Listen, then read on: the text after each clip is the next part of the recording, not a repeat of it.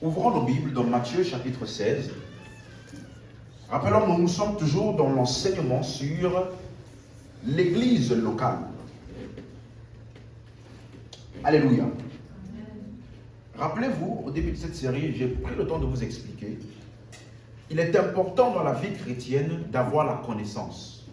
C'est important de comprendre pourquoi tu fais ce que tu fais et pourquoi tu dois le faire et comment tu dois le faire.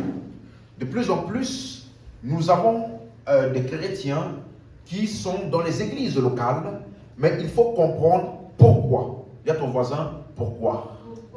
Pourquoi est-ce qu'il faut avoir et appartenir à une église locale et y être pleinement engagé? Ce n'est pas simplement quelque chose qu'il faut faire par affinité, ou lorsque tu te sens bien, ou lorsque il y a des personnes dans l'église où tu vas, que tu aimes bien, ou alors même, ce n'est même pas à cause du fait que c'est à côté de chez toi. Est-ce que vous m'entendez? Et j'ai pris le temps d'expliquer Matthieu chapitre 16, lorsque Jésus a demandé à ses disciples, qui est-ce que les gens disent que je suis? Alors les uns disent que tu es Jérémie, d'autres disent que tu es Jean-Baptiste, d'autres disent que tu es l'un des prophètes. Alors Jésus demande, vous, qui dites-vous que je suis? Alors c'est là que Pierre s'exclame en disant, tu es le Christ, le Fils du Dieu vivant. Et c'est après cette déclaration de Pierre que Jésus lui dit, ce n'est ni par la chair, ni par le sang que tu as eu cette révélation-là, mais c'est par mon Père qui est dans les cieux. Et c'est après la révélation de Christ que Jésus-Christ a dit, tu es Pierre, et sur ce rocher, je bâtirai mon église. Il n'a pas dit, je bâtirai l'église, mais plutôt je bâtirai mon église. Parce que le mot église, j'ai expliqué, c'est le mot grec ecclésia. C'est un mot grec qui existait avant que Jésus ne vienne. Donc quand il disait, je bâtirai mon église, il était en train de s'associer à un mot qui existait déjà, mais avec une particularité sur ce rocher. Quel était ce rocher-là?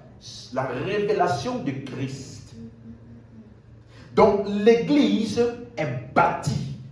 L'église, la caractéristique principale de l'église est la révélation de Christ. Dis amen. La révélation de Jésus-Christ. Qui est Jésus? Mais avant d'aller plus loin, je vais quand même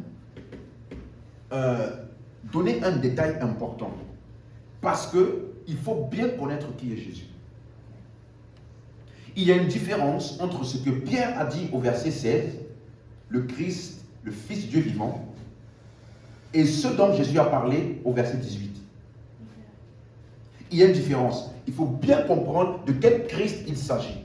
Parce que l'expression l'église, en parlant de Jésus, est une expression post-résurrection. C'est un concept post-résurrection. C'est pourquoi Jésus a dit, je bâtirai. Il a parlé au futur. Parce que c'est une réalité qui devait prendre toute son naissance après la résurrection. Dans les 4 évangiles, Jésus est appelé Jésus-Christ, le Fils unique de Dieu. Le Fils unique de Dieu. Par exemple, dans Jean 1, 18, il dit, personne n'a jamais vu Dieu, si ce n'est le Fils unique de Dieu qui l'a fait connaître. Vous suivez? Car Dieu, dans Jean 3, 16, a tant aimé le monde qu'il a donné son Fils unique. Donc, dans les 4 évangiles, Matthieu, Marc, Luc et Jean, Jésus-Christ est présenté comme étant le Fils unique de Dieu. Donc, au temps où Pierre a parlé, tu es le Christ, le Fils de Dieu vivant, c'était vrai à cette époque et à ce moment-là. Est-ce que vous me suivez? Suis bien. Parce que après sa résurrection, maintenant il est appelé le premier-né, ou alors le premier-né d'entre les morts. Voilà pourquoi dans Romains 8, verset 29, la Bible nous dit que ceux qu'il a connus d'avance, il les a prédestinés à conforme à l'image de son Fils, afin qu'il soit le premier-né d'entre plusieurs frères. Donc là, ce n'est plus le Fils unique. Vous me suivez? Donc Colossiens chapitre 1, verset 15, la Bible dit, il est l'image du Dieu invisible, le premier-né de la création. Et dimanche dernier et vendredi, on a vu également dans Hébreux chapitre 2, verset 11, lorsque la Bible dit, dans Hébreux 2, verset 11, la Bible dit, celui qui sanctifie et ceux qui sont sanctifiés sont tous unis, issus, d'un seul. Voilà pourquoi il n'a pas honte de les appeler frères. Dis amen à ça. Amen. Donc, ça veut dire que le concept de l'Église est un concept de post-résurrection. C'est pourquoi c'est après sa résurrection que Jésus, il est ce qu'on appelle la tête du corps de l'Église. Colossiens 1, 18, ouvrons. Colossiens chapitre 1, verset 18. Colossiens chapitre 1, le verset 18. Alléluia. La Bible dit, c'est bon? Il est la tête du corps de l'Église.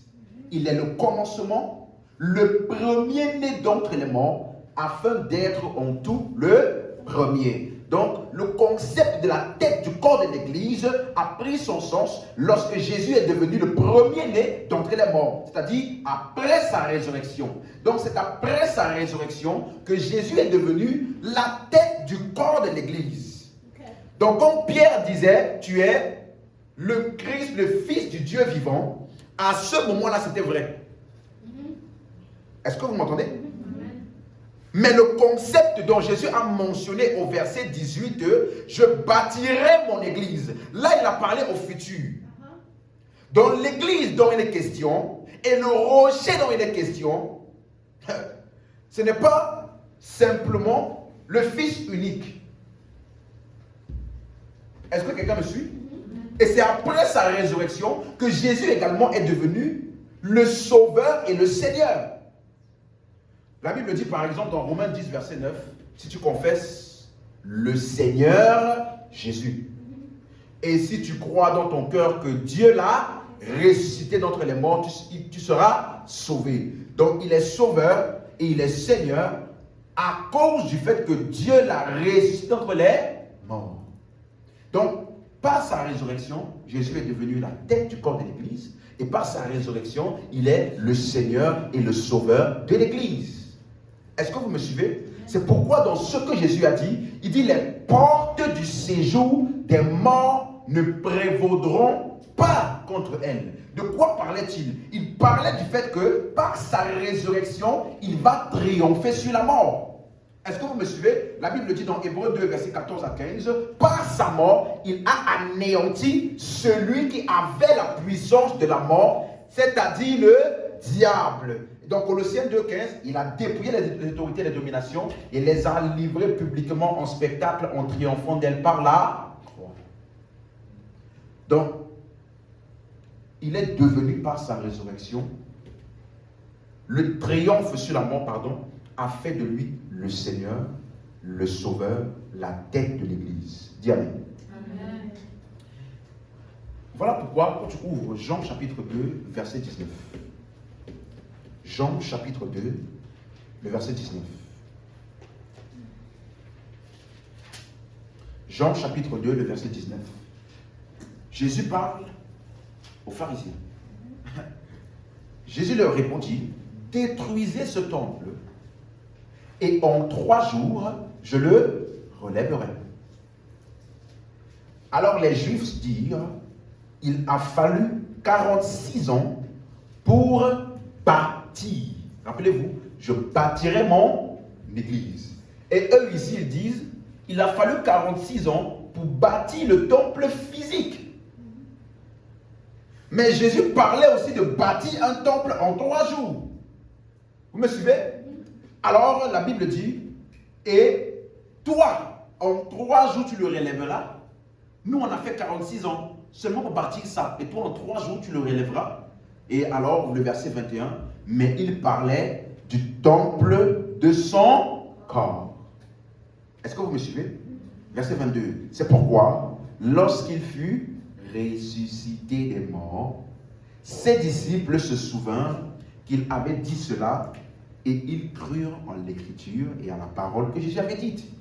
Donc, comme Jésus a dit, je bâtirai mon église. de quelle église parlait-il et de quel temple parlait-il et de quel corps parlait-il? Vous voyez? Il parlait du temple de son corps. Ça veut dire que l'église aujourd'hui, j'ai dit ça la semaine dernière, a déjà été bâtie par la résurrection de Jésus. Quand il disait je bâtirai mon église, vous êtes d'accord maintenant qu'il parlait de ce qu'il allait faire pendant 3 jours et 3 nuits. Et ensuite, après sa résurrection, l'église a été enfantée. L'église a été bâtie par la résurrection de Jésus. Voilà pourquoi, quand tu ouvres Éphésiens 1, verset 18, Éphésiens 1, verset 19, Éphésiens chapitre 1, le verset 19. Quelqu'un suit? Éphésiens chapitre 1, le verset 19. La Bible dit ceci.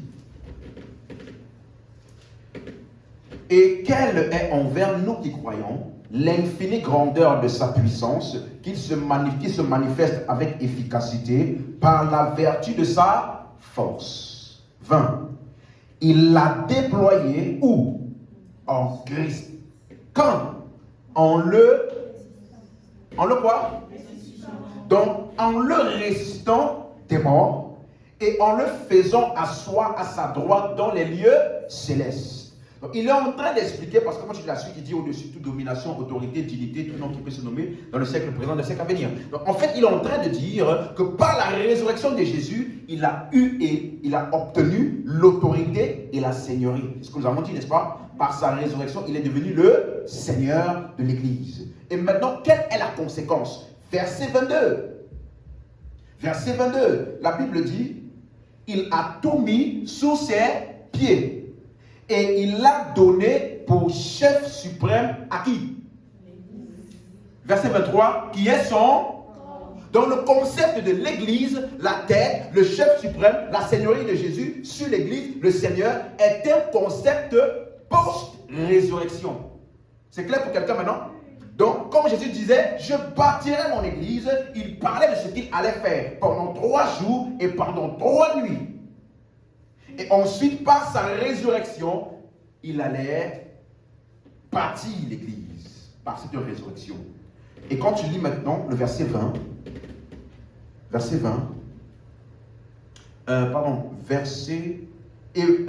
chapitre 2, verset 20. L'église est un concept qui parle de la résurrection de Christ d'entre les morts. Et cette église est appelée, on vient de voir ici, le corps de Christ. Et dans Éphésiens 2, verset 20,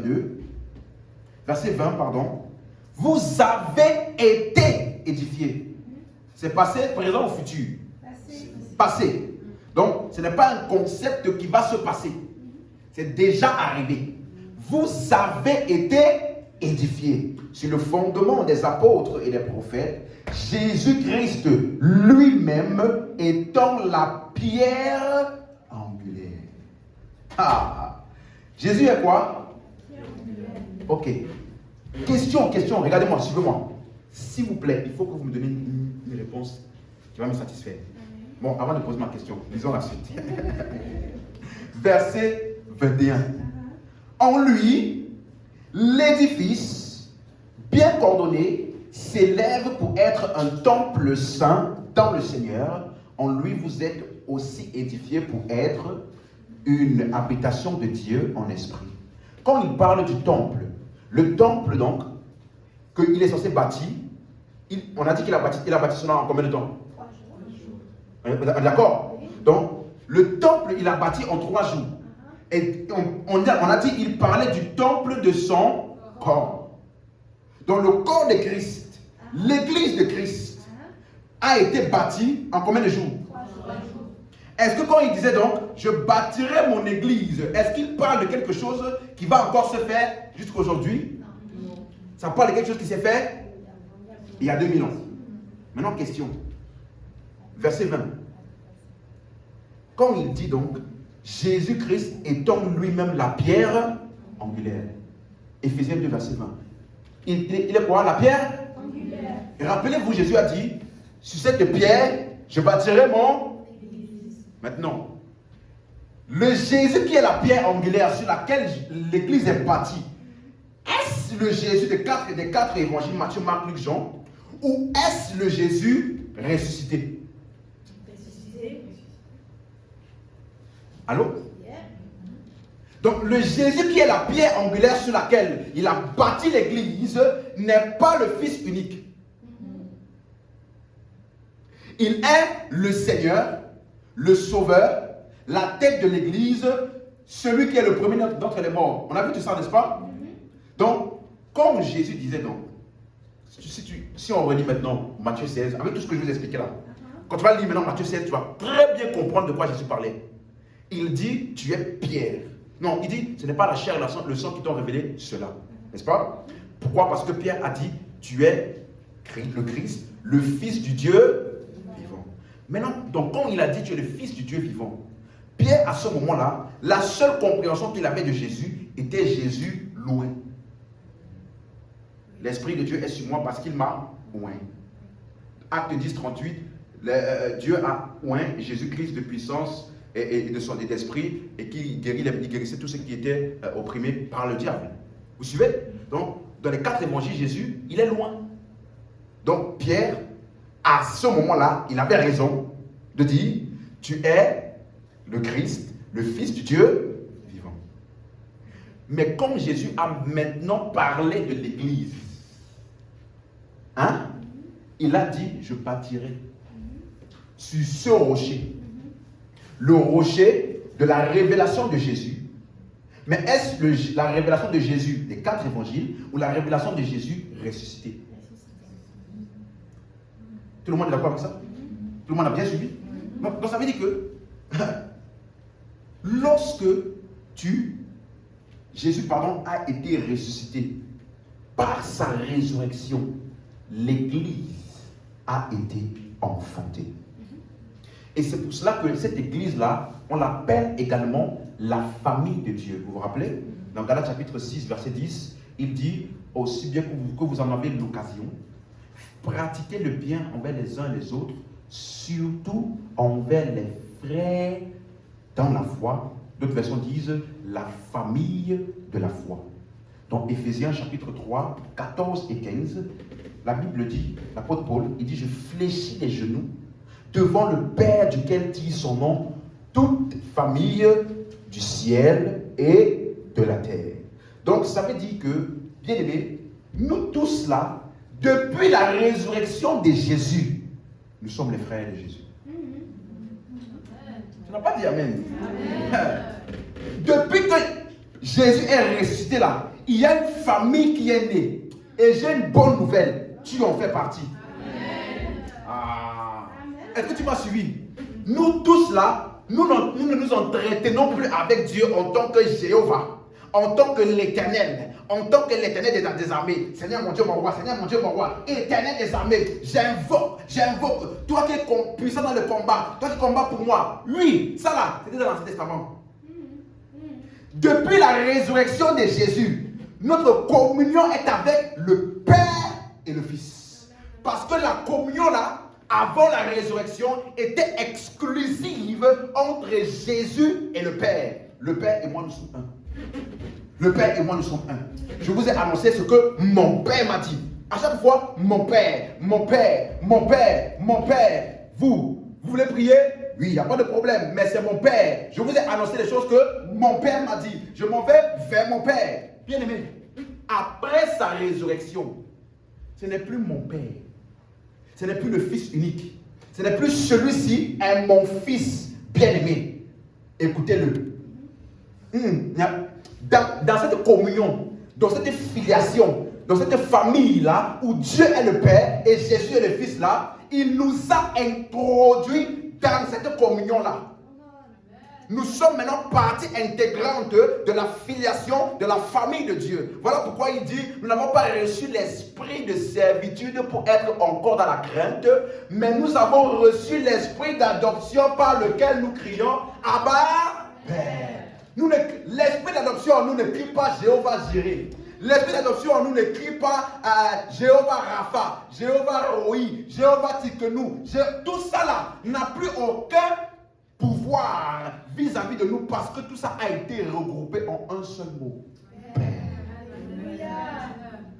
À chaque fois que tu dis Père, tous les attributs de Dieu condensés sont en un seul. Tu m'as entendu? Tu n'as jamais remarqué, ça c'est une chose que j'ai remarqué. Tu n'as jamais remarqué que quand Jésus parlait de Dieu, il n'a jamais dit l'Éternel. Jamais. Il n'a jamais appelé Dieu Jéhovah Jireh, Jéhovah Rapha, ou à chaque fois qu'il s'entretenait avec Dieu ou qu'il parlait de Dieu, il disait toujours mon Père. Parce que, bien aimé, laisse-moi te dire ceci. J'ai remarqué avec le temps dans ma communion avec Dieu que plus tu as la conscience de Dieu comme étant Père, avec plus d'assurance tu fonctionnes. Parce que si méchant comme vous êtes, vous savez donner de bonnes choses à vos... À combien plus forte raison le Père Céleste donnera-t-il de bonnes choses à ceux qui le lui demandent? Alors il dit, ne vous inquiétez de rien. Alléluia. Donc, l'Église est un concept post-résurrection. Est-ce que c'est très clair? Donc, on a vu que ce mot-là, ça veut dire ecclésia. Et que ce mot parle de ceux qui sont appelés en dehors des ténèbres, du péché, du monde, vers la lumière, la justice. Alléluia. Et donc, lorsque tu as été appelé hors des ténèbres, tu as été introduit dans une famille, dans un peuple, dans une assemblée. Donc, lorsqu'il y a église, une assemblée est nécessaire. Je reprends. Lorsqu'il y a église, une assemblée est nécessaire. Parce que lorsque nous avons été appelés, nous n'étions pas seuls. Nous avons été introduits, non pas dans une liaison solitaire entre nous et Dieu, mais plutôt, nous avons été introduits dans une famille. On appelle ça la famille de la foi. Alléluia. Amen. Donc, ça veut dire que quand Jésus disait, je bâtirai mon église. Si tu lis cette version-là, ce verset dans la version, si je ne m'abuse, la version Darby, il dit, je bâtirai mon assemblée. Parce que ça parle d'un regroupement de plusieurs personnes qui ont tous été introduits dans le corps de Christ, membres de la famille de Dieu, et qui ont tous été appelés hors des ténèbres. C'est un peuple.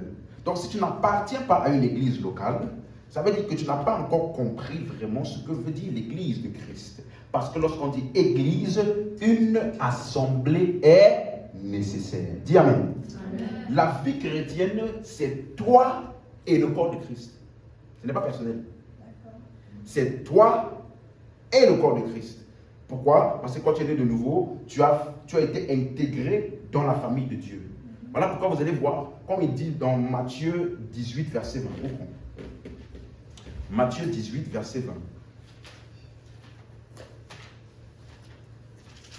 Matthieu 18, le verset 20.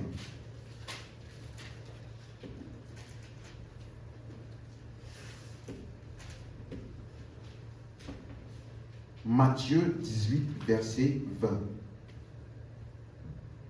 Car là où 2 ou 3 sont comment?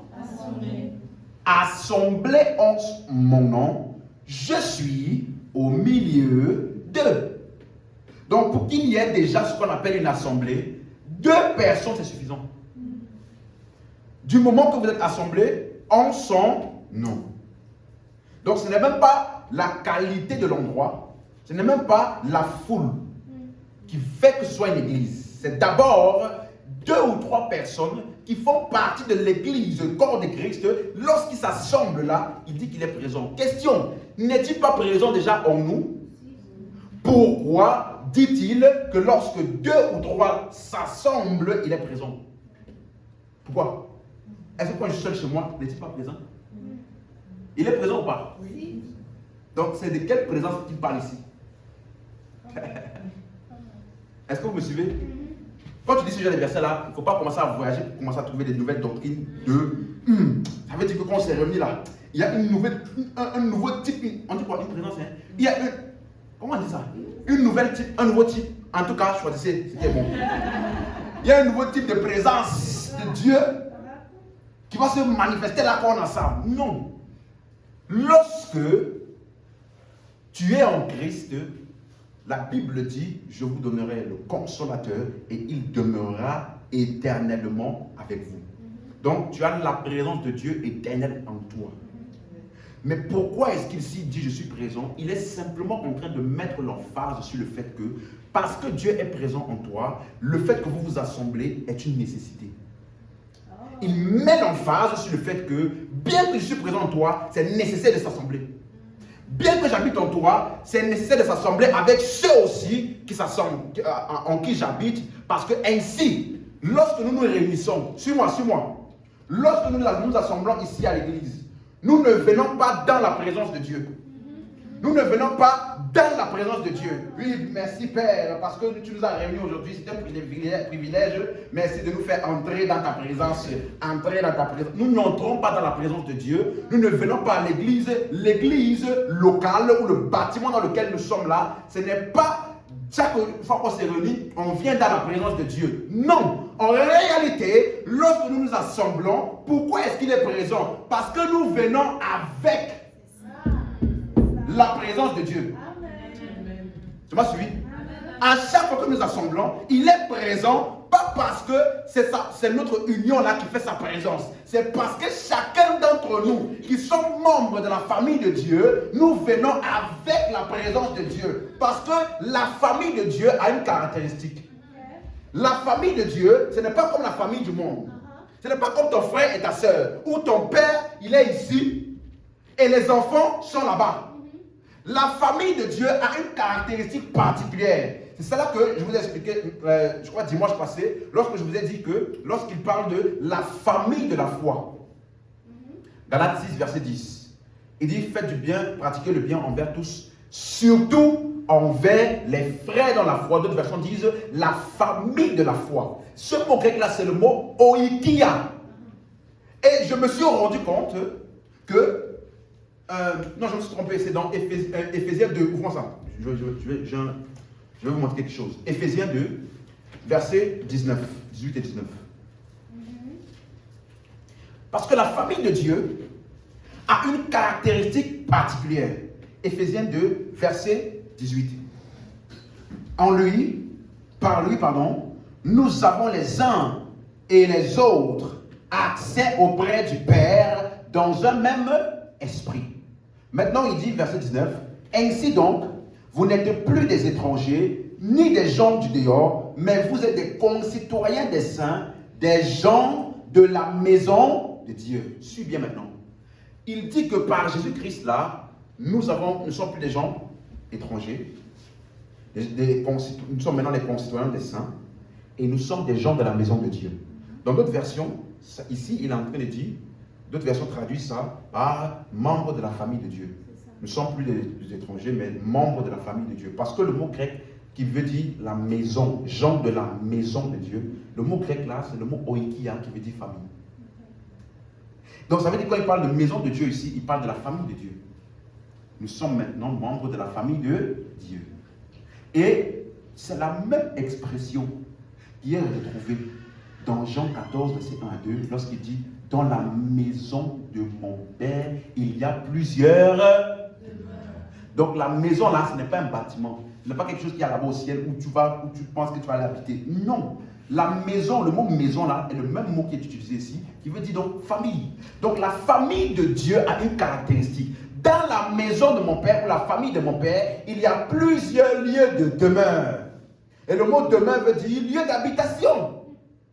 Donc la caractéristique de ceux qui sont membres de la famille ou de la maison de Dieu là, c'est que le Père habite en eux. Alors Jésus disait, je m'en vais vous préparer aussi une place, afin que vous aussi, vous soyez membres de la famille ou alors des lieux d'habitation du Père. Donc après la résurrection de Jésus, il a préparé la place là. Et le jour où tu as cru, tu t'es assis à la place là. Tu es devenu membre de la maison de Dieu. Gens de la maison de Dieu. Donc la famille de Dieu a une caractéristique. Chaque membre de la famille a le Père en lui. Ça, c'est la caractéristique principale de la famille de Dieu. Vous me suivez? chaque membre de la famille de Dieu a le Père en lui. Donc lorsque nous nous réunissons là, nous venons chacun avec le Père en soi. Ce n'est pas on vient dans la présence de Dieu. Ce n'est pas quand 2 ou 3 sont réunis, c'est là que Jésus devient présent. Non. Voilà pourquoi la salle qui est ici, dans laquelle nous sommes là, il peut, quand on sort d'ici, il peut me faire mariage ici. Hein? Il peut me faire même sorcellerie ici. Tu m'as suivi? Et nous, qu'on va venir là, on ne va pas faire commencer. C'est-à-dire, on brise l'atmosphère. Tous les esprits des incantations qu'on fait ici, on n'a pas besoin.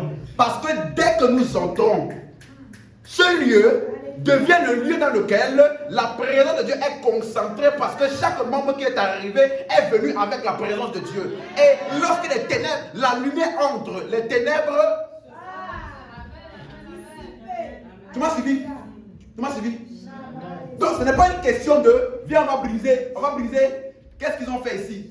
Je n'en ai rien à faire de ce qu'ils ont fait. Le moment où j'entre là, je viens avec mon atmosphère.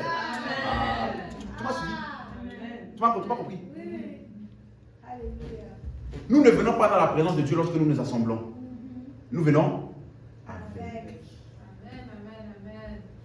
Mais Jésus montrait ici l'emphase du fait que même s'il est déjà en nous, il est important de 2 ou 3 de se réunir ou de s'assembler. Quelqu'un a suivi? Maintenant, lorsqu'on parle de l'église locale dans ce cas, c'est le lieu où l'assemblée, c'est un lieu ou une assemblée dans laquelle tous ceux qui sont membres de la famille de Dieu se réunissent. Et si tu es membre de l'église, corps de Christ, tu dois appartenir à une église locale. Pourquoi? Parce que 1 Timothée chapitre 3, verset 15. L'apôtre Paul parle à Timothée.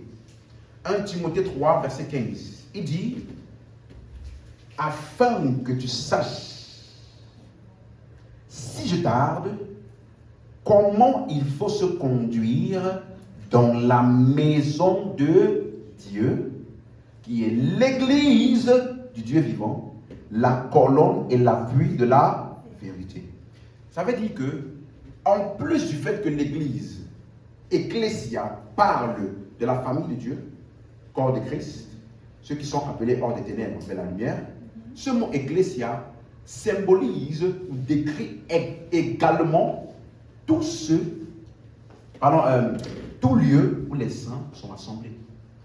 Ici, lorsqu'il dit, afin que tu saches comment il faut se conduire dans la maison de Dieu qui est l'église du Dieu vivant, est-ce qu'il parle de l'église corps de Christ ou est-ce qu'il parle de l'église locale? Parce que le lieu où tu dois savoir comment te conduire, ce n'est pas chez toi. Parce que quand tu es chez toi, tu es quand même membre de l'église corps de Christ. Même quand tu es chez toi, tu me suis? Mais s'il dit afin que tu saches comment il faut se conduire dans l'église, là maintenant il parle de quoi? Du lieu où tous les saints sont assemblés. Mais il utilise aussi le mot quoi? Église. Donc le mot église parle de l'église corps de Christ ou l'église universelle, mais ça parle également de l'église locale dans laquelle tous ceux qui sont nés de nouveau là s'assemblent. Est-ce que vous me suivez? Et celui-là, il appelle ça la colonne et l'appui de la vérité. Qu'est-ce qu'une colonne? C'est ce qui soutient un bâtiment. La colonne est ce qui soutient un bâtiment, une structure. Merci. Vous me suivez? La colonne n'est pas la fondation. La colonne n'est pas la fondation. Mais la colonne est ce qui soutient l'édifice qui a été bâti sur la fondation. Lorsque tu as reçu Jésus, la Bible dit, nous avons été édifiés sur le fondement des apôtres et des prophètes, Jésus étant la pierre angulaire. Donc ça, là, c'est le salut. Mais maintenant, dans ta vie chrétienne, par les enseignements, la croissance spirituelle, tu grandis. Et l'église locale est le lieu où ce bâtiment, ou alors cet édifice que tu fais dans ta vie chrétienne là, prend structure et est affermi. Donc tu n'as pas l'église locale, tu es instable. Un vent peut venir et déstabiliser ta structure. Vous vous rappelez, on a vu ça vendredi, afin que vous ne soyez plus emportés, flottants et emportés par tout vent de doctrine. Comment est-ce que cela se fait? Il a donné les uns comme apôtres, prophète, pour le perfectionnement des saints. Donc si tu n'es pas soumis au ministère de ce qu'on a appelé les dons de Christ, il a fait des dons aux hommes. Apôtres, prophètes, ce sont des hommes qu'on appelle les dons de Christ à l'Église. Si tu n'es pas sous un ministère des dons de Christ à l'Église, alors il est très probable que tu puisses être très facilement emporté par des vents de doctrine, des circonstances. Mais il a appelé la maison de Dieu, ou l'église Dieu vivant, la colonne et l'appui de la vérité. Donc la vérité que tu as comprise ou acceptée en Christ, cette vérité est bâtie, affermie et édifiée en toi pour une stabilité dans l'église locale. Dis Amen. Amen. Voilà pourquoi dans 1 Corinthiens 14, verset 33. 1 Corinthiens 14, le verset 33.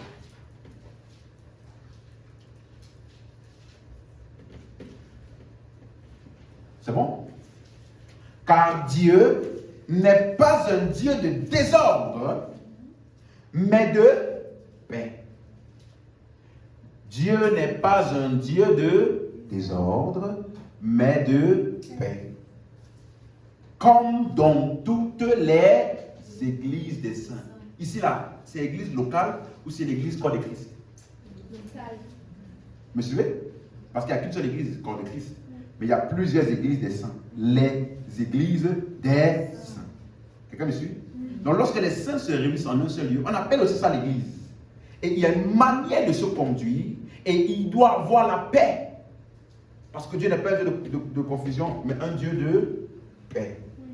Voilà pourquoi tu vas te rendre compte d'une chose. J'ai dit ici que le concept de l'église est un concept post-résurrection. Et ce qui nous a été donné comme écriture post-résurrection, ce sont les épîtres. Et quand tu analyses les épîtres, en parlant de l'église, tu vas te rendre compte que tous les épîtres avaient un lien avec l'église locale. De Romains jusqu'à 2 Thessaloniciens, ce sont des lettres adressées à qui? Lettres aux Romains. C'est à quelqu'un qui s'appelle Romain? C'est où? À l'église locale de la ville de Rome. Corinthiens, 1 Corinthiens, 2 Corinthiens. Corinthiens là, c'est quelqu'un? Non. C'est un frère en Christ qui s'appelle Corinthien?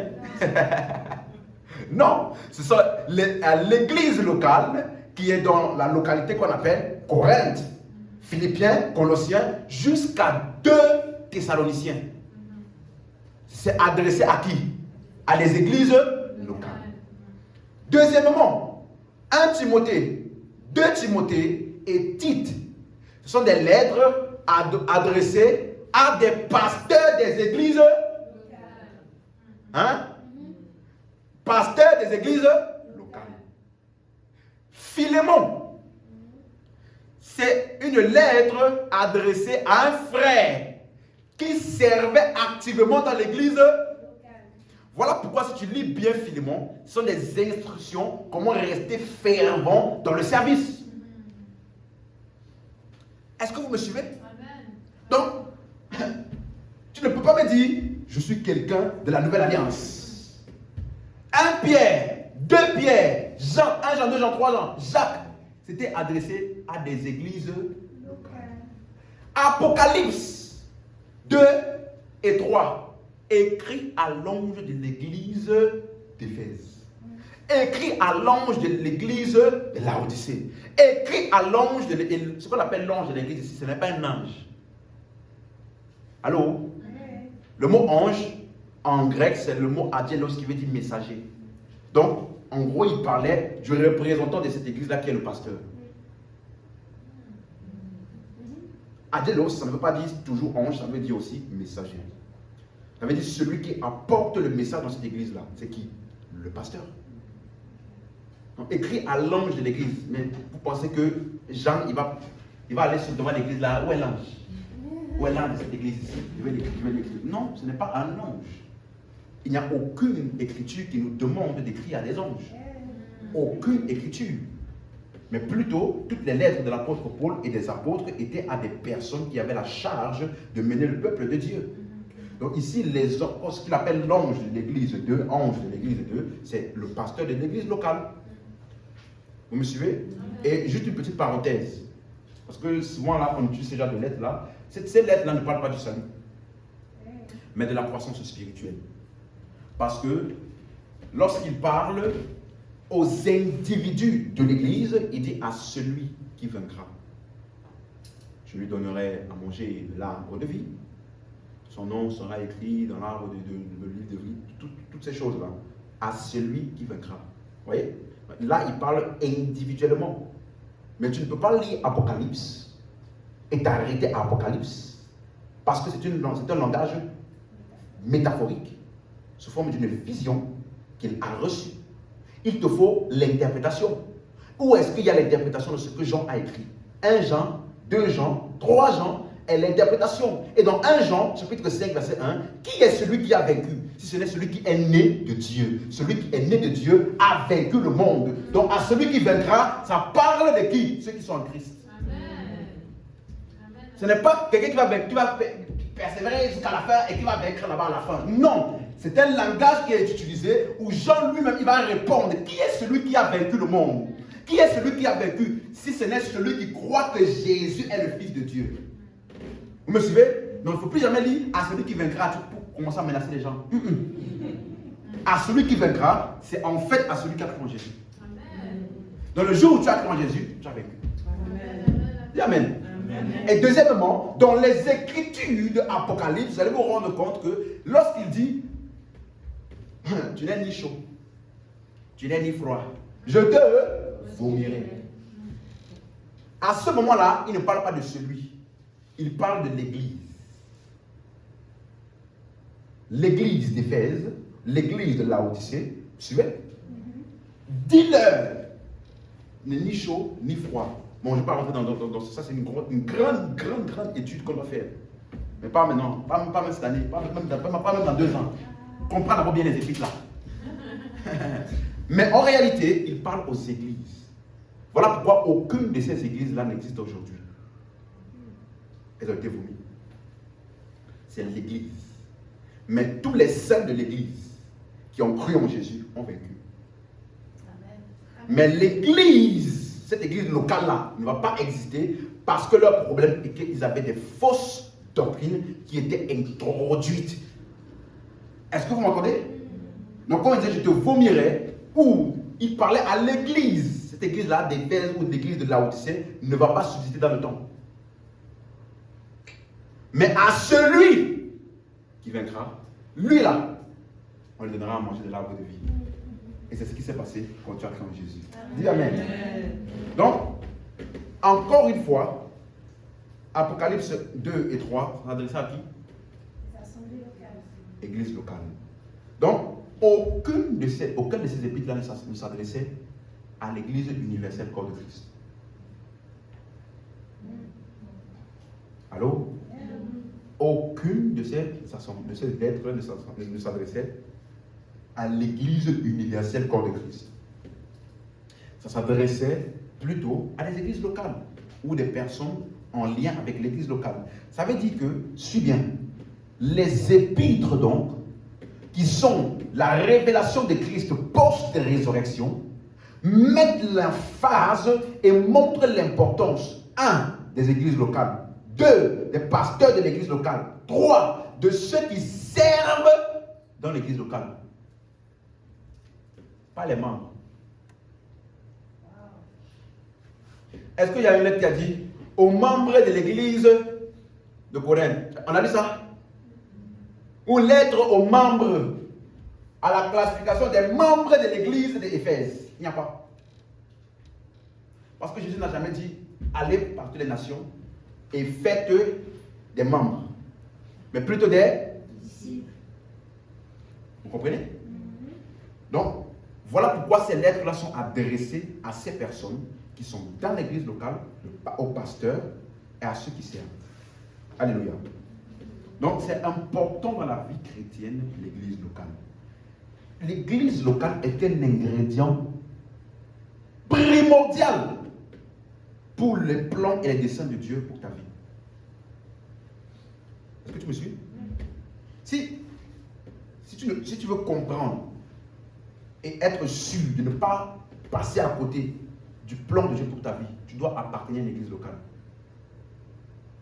Et je vais t'expliquer par la suite pourquoi. Il faut que je finisse d'abord ce que je suis en train de parler pendant ce moment-là. Donc, participer et être engagé dans l'église locale, ce n'est pas une option, premièrement, parce que aujourd'hui, ce que nous avons comme compréhension biblique de la Nouvelle Alliance est en grande partie en raison des révélations de l'apôtre Paul. Tu es d'accord? Tout le monde est d'accord ici? Les épîtres de Paul là sont la clé de la compréhension de toute la Bible. Tout le monde est d'accord avec ça? Et donc, si une telle chose importante et qu'il a adressé cela aux églises locales, ça veut dire que les églises locales là, c'est vraiment le plan de Dieu. C'est adressé à qui? Aux églises locales. La révélation de la nouvelle alliance la plus claire et parfaite aux églises locales. Est-ce que vous suivez? Donc, ça veut dire que tout ce que Jésus n'a pas pu dire là, il avait dit, j'ai encore beaucoup de choses à vous dire, mais vous ne pouvez pas le porter.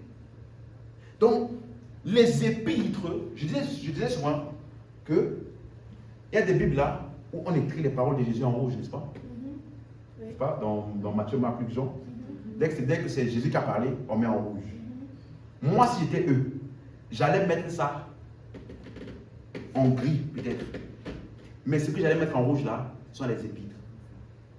Parce que les épîtres sont les enseignements et les paroles que Jésus voulait vraiment dire et qu'il n'a pas pu dire. Les véritables paroles de Jésus et enseignements de Jésus n'ont pas été donnés par Jésus. Les véritables enseignements de Jésus n'ont pas été donnés par Jésus, mais plutôt par les apôtres dans les épîtres. Et Pierre lui-même, il reconnaît dans 2 Pierre chapitre 3, verset 15. 2 Pierre 3, verset 15.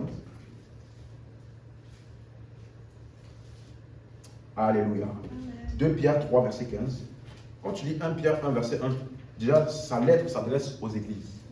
D'accord? Maintenant, dans 2 Pierre 3, verset 15, il dit: croyez que la patience de notre Seigneur est votre salut, comme notre bien-aimé frère Paul vous l'a aussi écrit, selon la sagesse qui lui a été donnée. C'est ce qu'il fait dans toutes les lettres, où il parle de ces choses dans lesquelles il y a des points difficiles à comprendre, dont les personnes ignorantes et mal affermies tordent le sens comme celui des autres écritures pour leur propre ruine. Donc ici, on est tous d'accord que même l'apôtre Pierre, pilier de l'église primitive, reconnaît la profondeur de la révélation de Paul. Donc il dit que ça parle du salut. Vous comprenez? La passion du Seigneur est votre salut, dont l'apôtre Paul a parlé dans ses lettres. Donc la spécificité de la profondeur de l'apôtre Paul est sa compréhension du salut, qui est très profonde. Amen. Et c'est ça, cette révélation-là, qui a débloqué la compréhension des Écritures. Voilà pourquoi il dit dans Galates chapitre 1, verset 11. Galates chapitre 1, le verset 11. Galates chapitre 1, verset 11.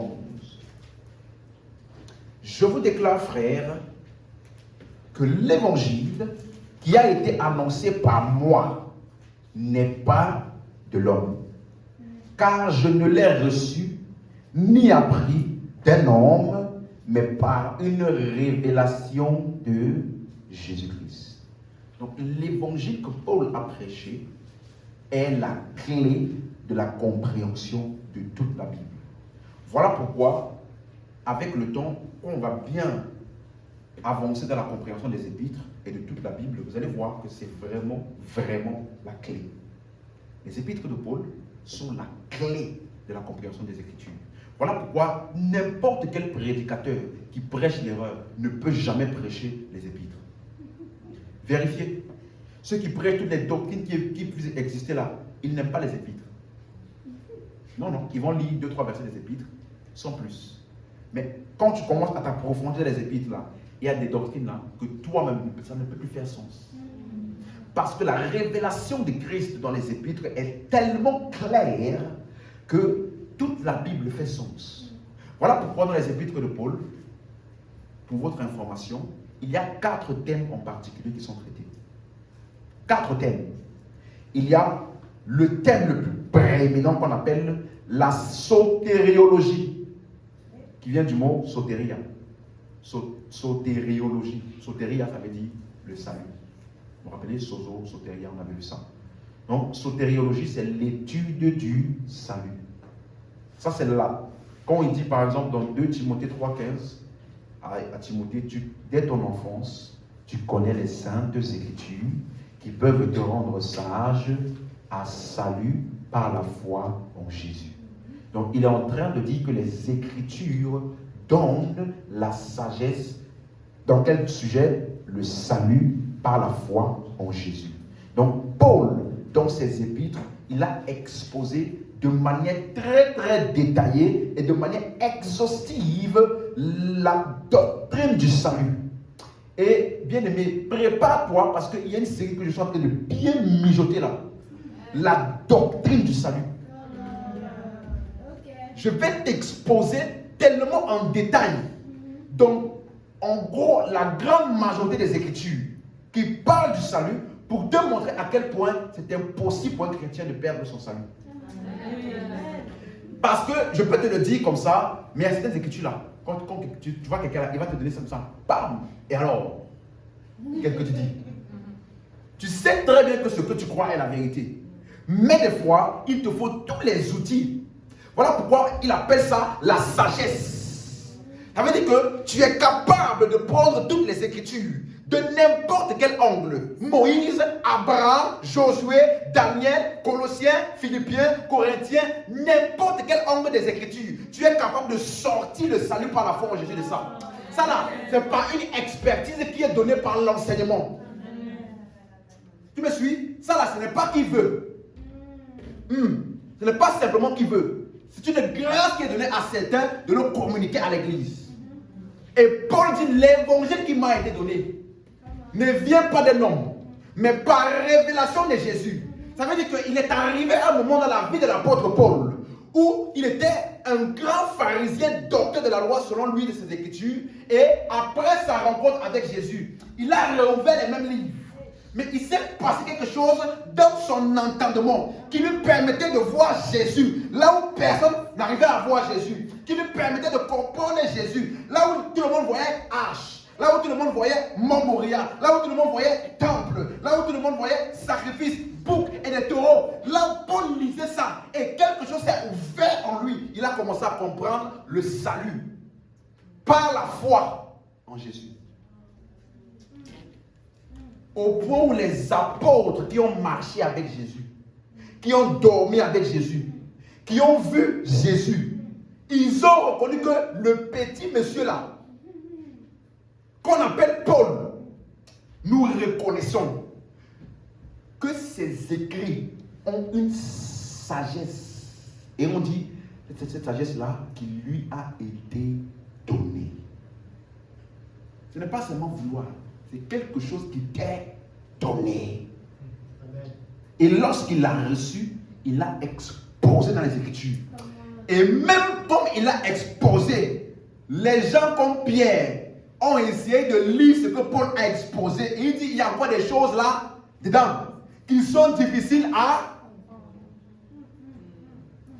C'est pour cela que, bien aimé, je t'ai dit, tu ne peux pas être prédicateur des fausses doctrines là. Et tu veux t'aventurer dans les épîtres. Ça là, ce n'est pas pour les bébés, ce n'est pas pour ceux-là qui cherchent comment soutirer l'argent par-ci, comment avoir les finances par-là. Non, ici là, c'est pour ceux-là qui ont la compréhension et qui cherchent la suprématie de Christ uniquement. Tu me suis? Parce que même les vétérans de l'œuvre de Christ, les vétérans qui ont marché avec Jésus, avaient du mal à comprendre ça. Tu m'as suivi? Ils avaient du mal. Voilà pourquoi Paul leur dit, si nous avons connu Christ selon la chair, nous ne le connaissons plus de cette manière. Selon vous, à qui parlait-il? Qui est ceux qui avaient connu Jésus selon la chair? À qui parlait-il selon vous? Il a dit, bien aimé, ce que j'enseigne là est au-delà de ce que l'œil a vu de Jésus. Ça dépasse. Voilà pourquoi Paul est le seul dans lequel tu vas voir l'expression en Christ. En Christ, ça veut dire que avec tes yeux physiques, tu peux voir la morphologie. Mais lorsque tu veux entrer dans ce qui est dedans, il te faut les rayons X. Ce n'est plus simplement ce que tu peux voir avec l'œil là. Vous me suivez? Donc la révélation de Paul là, c'est ce qui s'est passé là où l'œil n'a pas vu. Tu me suis? Tu ne peux pas lire les 4 évangiles là et comprendre ça. 4 évangiles là, c'est témoin oculaire. Mais ce que Paul a révélé, c'est témoin non oculaire. On appelle ça révélation de l'esprit.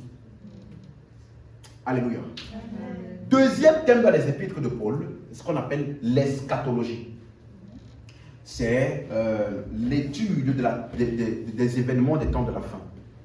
Lorsqu'il dit dans 2 Timothée 4, verset 1 à 3, il dit: les temps viendront où les hommes n'aimeront plus la saine doctrine et ils se feront des docteurs selon leur propre plaisir. Donc, il est en train d'exposer en réalité les événements qui vont se passer dans la fin des temps. Amen. Le troisième thème, c'est ce qu'on appelle la pneumatologie. Pneuma, ça veut dire esprit en grec. Pneumatologie, c'est l'étude de l'esprit. Et ça, après le salut, c'est une des études de l'apôtre Paul qui est encore très très prééminent. Parce que Dieu est un esprit, l'homme est un esprit, les anges sont des esprits, les démons sont des esprits, le diable est un esprit. Est-ce que vous me suivez? Donc, ça veut dire qu'il te faut la révélation de Paul pour comprendre les choses de l'esprit. Pour comprendre chacun de ces êtres spirituels-là, Dieu, l'homme, les anges, les démons, le diable, pour avoir une compréhension claire de chacun de ces êtres spirituels-là, il te faut la révélation de Paul. Est-ce que tu me suis? Si tu commences à étudier ces êtres-là dans l'Ancien Testament, en dehors de la révélation des épîtres, tu es très très enclin à tomber dans l'erreur. La pneumatologie. Voilà pourquoi, quand tu peux lire dans 1 Corinthiens 12, verset 1, pour ce qui concerne les dons spirituels, il dit, pour ce qui concerne quoi? Les dons spirituels. Le mot, on a trouvé? C'est bon? Ok. Il dit, pour ce qui concerne les dons spirituels, 1 Corinthiens 12, verset 1, pour ce qui concerne les dons spirituels, je ne veux pas que vous soyez frères dans l'ignorance. Le mot don spirituel n'est pas dans l'original. Le mot don. En grec, c'est le mot pneumatikos. Ça veut dire les choses de l'esprit. Okay. En gros, il est en train de dire, pour ce qui concerne les choses de l'esprit, les choses qui ont attrait, qui sont associées au domaine spirituel, je ne veux pas, frère, que vous soyez ignorants. Ça veut dire que si tu étudies correctement les épîtres de Paul, tu ne seras pas ignorant concernant les choses spirituelles.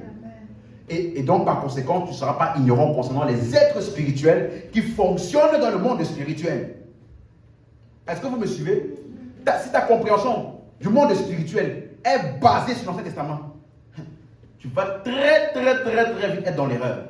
Parce que la seule manière de comprendre ces expériences spirituelles-là sont à travers la lumière des épîtres. Les fils de Dieu s'étaient réunis. Et le diable, Satan, est venu aussi pour se réunir avec les fils de Dieu. Alors Dieu a demandé à Satan: oh Satan, d'où viens-tu, mon petit? Oh, le vieux père, je viens de la terre, je me promenais un peu là-bas. J'ai vu un bon gars qu'on appelle. Non, quand tu dis ça, Satan n'a même pas mentionné Jean. C'est Dieu. Yo Satan, tu as oublié mon bon petit là, qui est là-bas, là, on l'appelle Jean. C'est un bon gars, il est intègre dans ses voies, il est sincère, il sait Dieu. Alors on dit: non, Dieu, quand même, tu es naïf. Tu es naïf. Si tu essaies comme ça, c'est parce que tu n'as pas encore touché à ses biens. Touche un peu ses biens. tu vas voir s'il ne va pas te régner. Alors Dieu, il rentrera en méditation. Ce que Satan m'a dit là, c'est pertinent, hein? Bon, Satan, viens. Tu m'as donné une très bonne réponse. Va sur la terre là-bas, touche tout, mais ne touche pas sa vie. Tu as compris? Tu as compris, Satan? D'accord, le vieux père, je pars. Alors, les événements touchent la vie de Job dans tous les sens. Et tu dis ça là. Et je vois un homme de Dieu qui vient une fois. Vous les chrétiens, vous blaguez avec Satan. Même les anges, quand ils se réunissent là, Satan vient là-bas. Pour te montrer que le Satan que tu lis là tous les jours, le Satan que tu penses que même là-bas au ciel, là quand ils se réunissent, Satan part là-bas. Vous dites que Satan il est vaincu, Satan il est dépouillé. Oui, c'est vrai qu'il est dépouillé, d'après la Bible. Mais Satan part toujours au ciel. Hein. Quand les anges se réunissent là-bas au ciel, Satan part aussi. Ah mais pasteur, tu as vu ça où? Ouvrez l'histoire des gens. Tu vois? Sa compréhension des choses spirituelles est basée sur l'Ancien Testament, indépendamment du Nouveau Testament. Les apôtres de Jésus, ils ont dit, Maître, est-ce que tu veux que nous fassions tomber le feu du ciel et qu'il consume la ville comme Élie a fait? Et Jésus, la Bible dit, Jésus, il les a réprimandés. Pourquoi? Parce qu'ils ont eu à lire des événements qui sont passés dans l'Ancien Testament indépendamment du Nouveau Testament. Paul dit, je ne veux pas que vous soyez ignorants. Ignorant ne veut pas dire que tu ne fais rien. Tu peux être beaucoup actif aux yeux de certains dans le monde spirituel, mais tu es dans l'ignorance. Je ne veux pas, frère, que vous soyez ignorants. Donc quand tu commences à entamer ce que l'apôtre Paul expose de la pneumatologie, alors tu vas comprendre clairement le fonctionnement de l'esprit. L'esprit de Dieu, comment est-ce qu'il fonctionne dans l'homme, à travers l'homme. Me suivez? Il va exposer en détail. Voilà pourquoi ce n'est pas erroné quand il a mis pour ce qui concerne les dons spirituels, parce que dans 1 Corinthiens 12, l'apôtre Paul a beaucoup exposé ce qu'on appelle les dons spirituels. Est-ce que vous me suivez? Mais quand tu étudies les apôtres, les écrits de l'apôtre Paul, tu ne vas pas aller écouter quelqu'un, excusez-moi de le dire, venez voir les secrets de la voyance. Il n'y a aucun don spirituel qui s'appelle comme ça. Allô? Si c'était dans les épîtres, on allait tous faire ça. Me suivez? Mais c'est parce que certains lisent l'Ancien Testament de manière décorrélée de quoi? Le Nouveau Testament. Alors tu vas prendre tout ce que tu veux comme leçon là-bas, comme histoire là-bas, comme doctrine là-bas, et tu vas venir exposer ça à des personnes qui ont Christ en eux et qui sont les bénéficiaires de l'œuvre de Christ et qui sont censés vivre des réalités post-résurrection. Vous me suivez? Nous vivons des réalités comment? Post-résurrection. Donc quelqu'un qui te donne des réalités avant la résurrection, décorrélées de la nouvelle alliance, là, ça va t'emmener à la perdition. Alléluia. Donc tu veux comprendre Dieu, l'homme, les anges, Satan. Il dit dans Éphésiens 6, 12, nous n'avons pas à lutter contre la chair et le sang, mais contre toutes les principautés, les autorités, les princes de ce monde des ténèbres, les esprits méchants de les lieux célestes. Tout ça là, c'est Paul qui met une emphase et qui explique les réalités spirituelles. Alléluia. Amen. Maintenant, là, le quatrième thème, qui est le thème que nous sommes en train d'exposer dans les épîtres de Paul, c'est ce qu'on appelle ecclésiologie. Ça fait sens pour vous, n'est-ce pas? Parce que ecclésia, ça veut dire église. Et parmi tous les apôtres, suivez-moi, il n'y a aucun apôtre qui a donné une compréhension en profondeur de l'église locale, des activités de l'église locale, des personnalités de l'église locale, de l'ordre et le fonctionnement de l'église locale. Il n'y a aucun autre apôtre qui a donné autant de détails et de profondeur comme l'apôtre Paul. Et c'est ça que nous allons étudier et voir en détail dans cette série-là. Donc on va étudier dans la révélation globale de l'apôtre Paul, l'ecclésiologie. L'étude de l'église locale. Alléluia. Parce que, si tu suis ce qu'on a vu jusqu'ici, vous allez voir qu'il parle de l'église de manière positionnelle, c'est-à-dire corps de Christ, Mais il parle également de l'Église en tant qu'assemblée. On a vu ces deux cas, n'est-ce pas? Église, famille, corps de Christ, mais on a également vu Église locale. Amen. Donc, la première chose à savoir, lorsque tu commences à étudier ces écritures-là, il faut savoir que dans la vie chrétienne, il y a des responsabilités. En tant que chrétien, en plus du fait que Jésus-Christ nous a sauvés, dans la sotériologie, on étudie le salut, l'œuvre parfaite de Christ, tout ce qu'il a accompli pendant 3 jours, 3 nuits, la profondeur de cette œuvre-là, ce qu'il a fait de nous, notre identité en Christ. Tu dois également être conscient du fait que, en plus de cela, dans la vie chrétienne, il y a des responsabilités. Et laissez-moi vous dire une chose. Lorsque Dieu te donne sa parole dans les Écritures et qu'il te révèle sa volonté, tu as le choix d'obéir ou pas d'obéir. Et que tu obéis ou non, Dieu continue de t'aimer. Dis Amen. Il continue de t'aimer, mais tu vas souffrir les conséquences de ton choix. Amen. Parce que, peu importe ce que tu fais, Dieu t'aime. Mais comme il t'aime là, il respecte aussi ton choix. Et laisse-moi te dire, tu as le choix, ou le pouvoir, pardon, de choisir. N'est-ce pas? Mais tu n'as pas le pouvoir de contrôler les conséquences de ton choix. Donc tu es libre de choisir, mais les conséquences de ton choix ne sont pas sous ton contrôle. Voilà pourquoi Dieu te donne sa parole et te laisse choisir. Mais il va toujours t'aimer. Il va t'aimer. Pendant que tu souffres les conséquences de ton choix là, il va continuer de t'aimer. Et trouver un moyen de t'en sortir. Lorsque Adam a péché, est-ce que quand Adam a péché, Dieu ne l'a plus aimé? Il a continué de l'aimer. Mais Adam a souffert les conséquences de son choix. On est d'accord? Donc, il y a des responsabilités. Ça veut dire que tu dois être responsable de certaines choses. Et une des responsabilités de la vie chrétienne, c'est d'appartenir à une église locale et y être engagé. Ça fait partie des responsabilités de la vie chrétienne. Donc, quand tu commences à regarder les épîtres de Paul, tu vas te rendre compte que généralement ces épîtres sont divisées en deux parties. Par exemple, l'épître aux Romains. De Romains 1 jusqu'à Romains 10, c'est ce que Jésus a fait.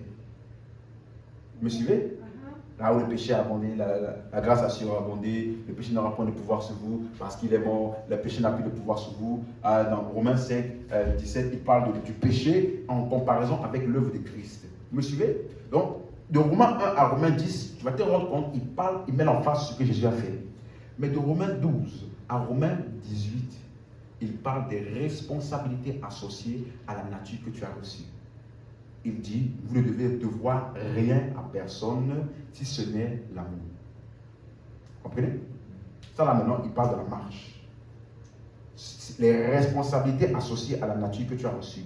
Ta réaction vis-à-vis de l'œuvre de Christ. Même chose dans Éphésiens. Éphésiens 1 jusqu'à Éphésiens 3. Nous sommes bénis, toutes les bénédictions spirituelles, dans les célestes, en Christ. Éphésiens 2, il nous a ressuscités ensemble, il nous a fait asseoir ensemble. Vous voyez? Donc, il te parle de l'œuvre de Christ, mais à partir d'Éphésiens 4, il a donné les uns comme apôtres pour le perfectionnement des saints. Là, maintenant, il parle de quoi? La marche. Vous me suivez? Éphésiens 4, 32. Pardonnez-vous les uns les autres comme Christ vous a pardonné. Donc, maintenant, là, il te donne les instructions associées à ta nature. Comment tu marches dans la vie chrétienne. Donc, il y a des responsabilités pour tout enfant de Dieu. Et cette responsabilité-là vient de la compréhension de l'œuvre de Christ. Elle ne vient pas des menaces. Si tu ne fais pas, ta vie va être bloquée. Dieu va te punir. Tu vas rater le ciel. Les responsabilités que nous avons en tant que chrétiens sont la réaction ou la conséquence de l'œuvre de Christ que nous avons compris. Voilà pourquoi il ne commence jamais à donner des instructions sans avoir rappelé au préalable l'œuvre de Christ. Ne savez-vous pas que votre corps est le temple du Saint-Esprit? Il leur rappelle quoi? Leur identité. Maintenant, la suite, qu'est-ce qu'il dit? Glorifiez donc Dieu dans votre corps qui appartient à Dieu. Donc, vous voyez qu'il te rappelle d'abord quoi? Ta nature, ce que tu es. Et basé sur ça là, voici donc ce que tu es censé faire. Parce que si tu essayes de faire indépendamment de ta nature, en Christ que tu as compris, on appelle ça des œuvres mortes. Ce sont des efforts vains. Alors, ça va toujours t'amener à la frustration. Vous me suivez? Le secret pour changer et manifester Christ, ce n'est pas en essayant de changer et manifester Christ. Le secret pour changer et manifester Christ, c'est en s'approfondissant dans la compréhension de Christ. Parce que la compréhension de Christ va affecter ton système de pensée. Et ton système de pensée va affecter tes actions. Mais si tu essaies de changer les actions sans affecter le système de pensée, on appelle ça une course dans laquelle tu ne vas jamais arriver à bord. Tu ne vas jamais arriver à la fin. Parce que un jour tu vas réussir. Mais comme ici, ça n'a pas été changé par la compréhension de Christ, on dit souvent chasser le naturel, il revient au galop. Vous me suivez? Donc ton système de pensée doit être affecté par la compréhension de l'œuvre de Christ. Et cela va se refléter maintenant dans tes actions. Alléluia. Donc il y a des responsabilités. Et je vais terminer en parlant d'un sujet, je vais introduire ça maintenant et on va terminer vendredi. On va continuer vendredi. Suis bien ce que je vais dire maintenant. L'église locale est le lieu des relations surnaturelles. Les gens aiment appeler ça connexion divine. Moi, je n'aime pas ce mot. Moi, je préfère dire relation surnaturelle. C'est le lieu des relations surnaturelles. C'est un lieu dans lequel il n'y a aucune explication logique et scientifique pour laquelle tu peux appeler quelqu'un mon frère. Parce que si on va faire des examens pour voir si vos ADN correspondent, il n'y a aucune correspondance naturelle. Donc la relation, les liens que vous avez là, ne sont pas des liens naturels. Ce sont des liens surnaturels. Parce que lorsque tu nais de nouveau, tu es introduit dans des relations surnaturelles. Est-ce que vous me suivez?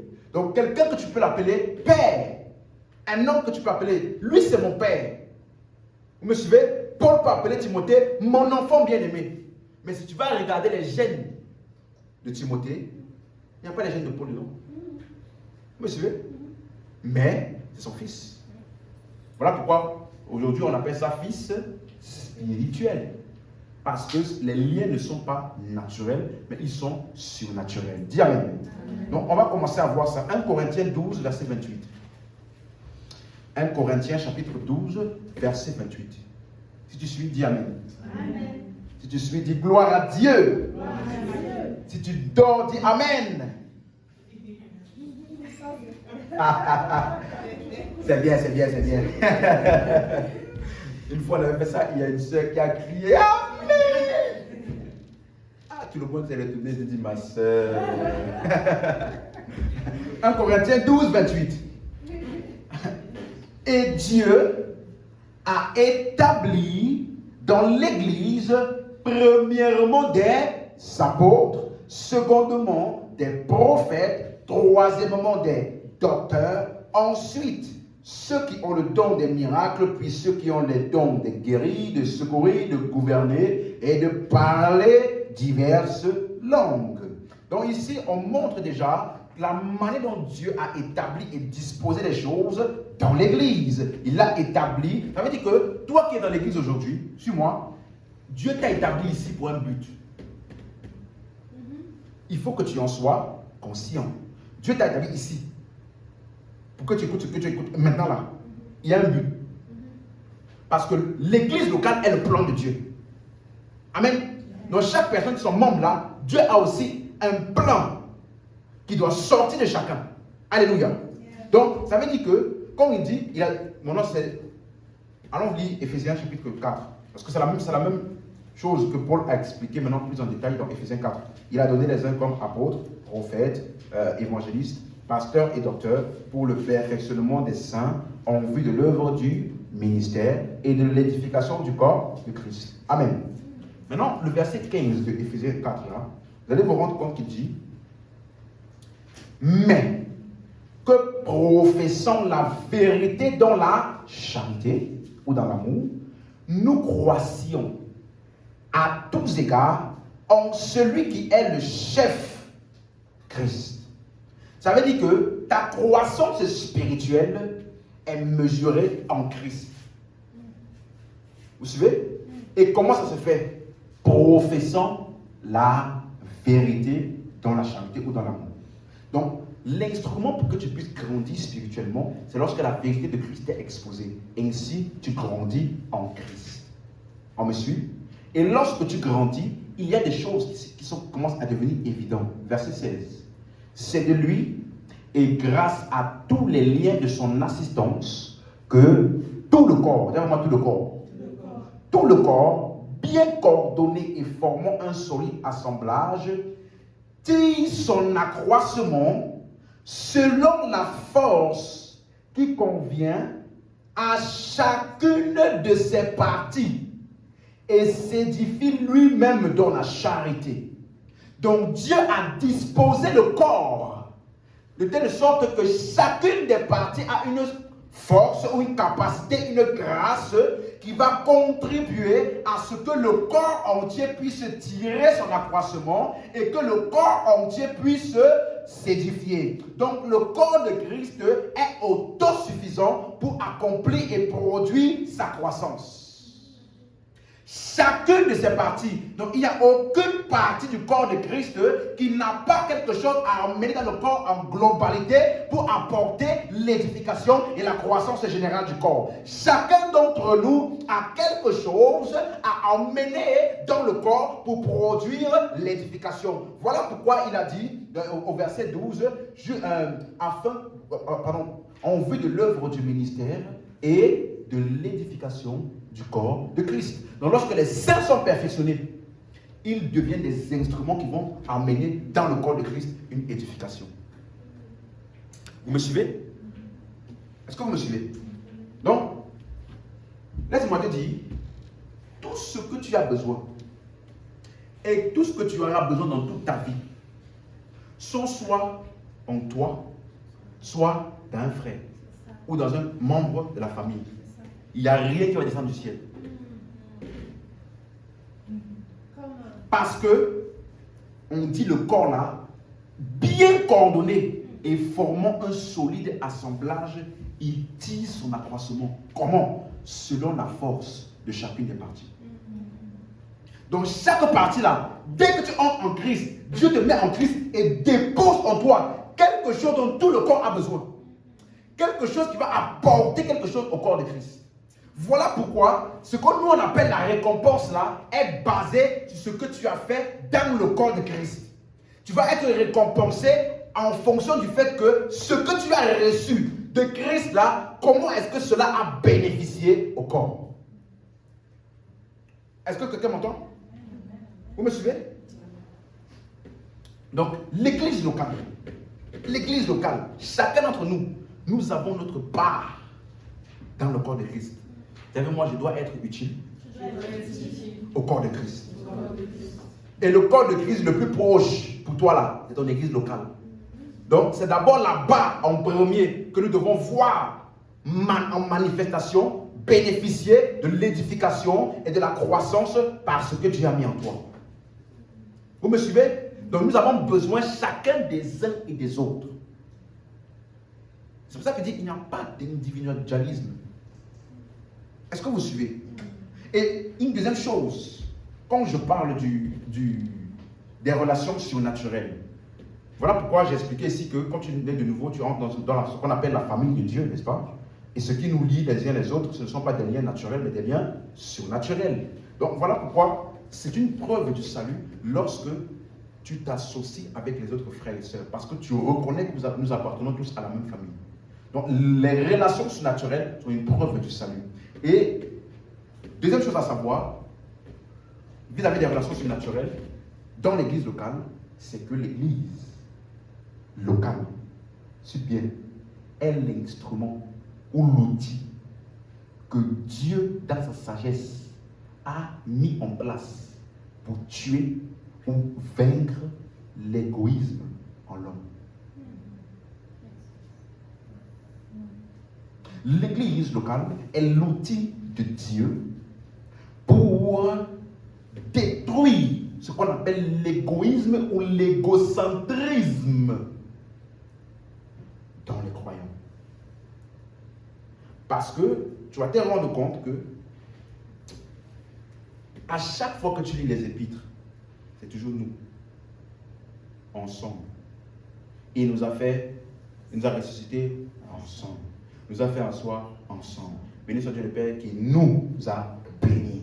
Béni soit Dieu le Père qui nous a donné, qui nous a rendus capables d'avoir part à l'héritage des saints. Il nous a délivrés. Vous voyez, nous avons la rédemption et le pardon des péchés. En réalité, lorsque tu rentres dans la famille de Dieu et que en fait, le plan de Dieu dans sa pensée n'est pas individualiste, mais plutôt un groupement. Ensemble, ensemble, ensemble. Et donc l'église locale est la manifestation de ce ensemble-là. Est la manifestation du fait que nous reconnaissons, que nous sommes liés, que nous sommes ensemble. Alléluia.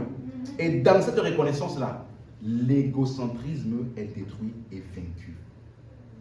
Ça là, c'est la stratégie et la sagesse de Dieu. Un chrétien qui n'aime pas les églises locales et qui ne veut pas s'établir dans une église locale, mon père spirituel, il dit souvent, c'est le roi de l'égoïsme. Vous me suivez? C'est le roi. Ça veut dire que il ne veut pas toucher à son ego. Parce que c'est un lieu dans lequel on va te dire quoi faire. Et tu vas rencontrer des personnes qui ne sont pas toujours en accord avec ta personnalité, avec tes aspirations et ce que tu aimes. Et tu dois manifester malgré ça, être conscient que nous sommes liés. Avez-vous déjà vu les pères qui disent à leurs enfants, je te réunis. Tu m'as déshonoré, je te réunis. En réalité, il blague. Parce qu'il ne peut pas régner son fils. Même si tu le chasses, son ADN là, il va rester en toi. Donc vous êtes liés pour toujours. Vous me suivez? Donc de la même manière, lorsque tu restes associé à tes frères et sœurs dans l'église, tu reconnais aussi ce lien surnaturel là qui ne va pas s'arrêter ici sur la terre comme les liens de famille naturelle, mais ce sont des liens pour l'éternité. Au point où l'apôtre Paul, il dit à l'église d'Éphèse, vous êtes ma couronne. En d'autres termes, quand nous serons dans les cieux, vous et moi nous serons liés. Vous ferez partie de ce pourquoi je serai récompensé. Donc ce sont des liens éternels. Est-ce que vous me suivez? Ce sont des liens éternels. Et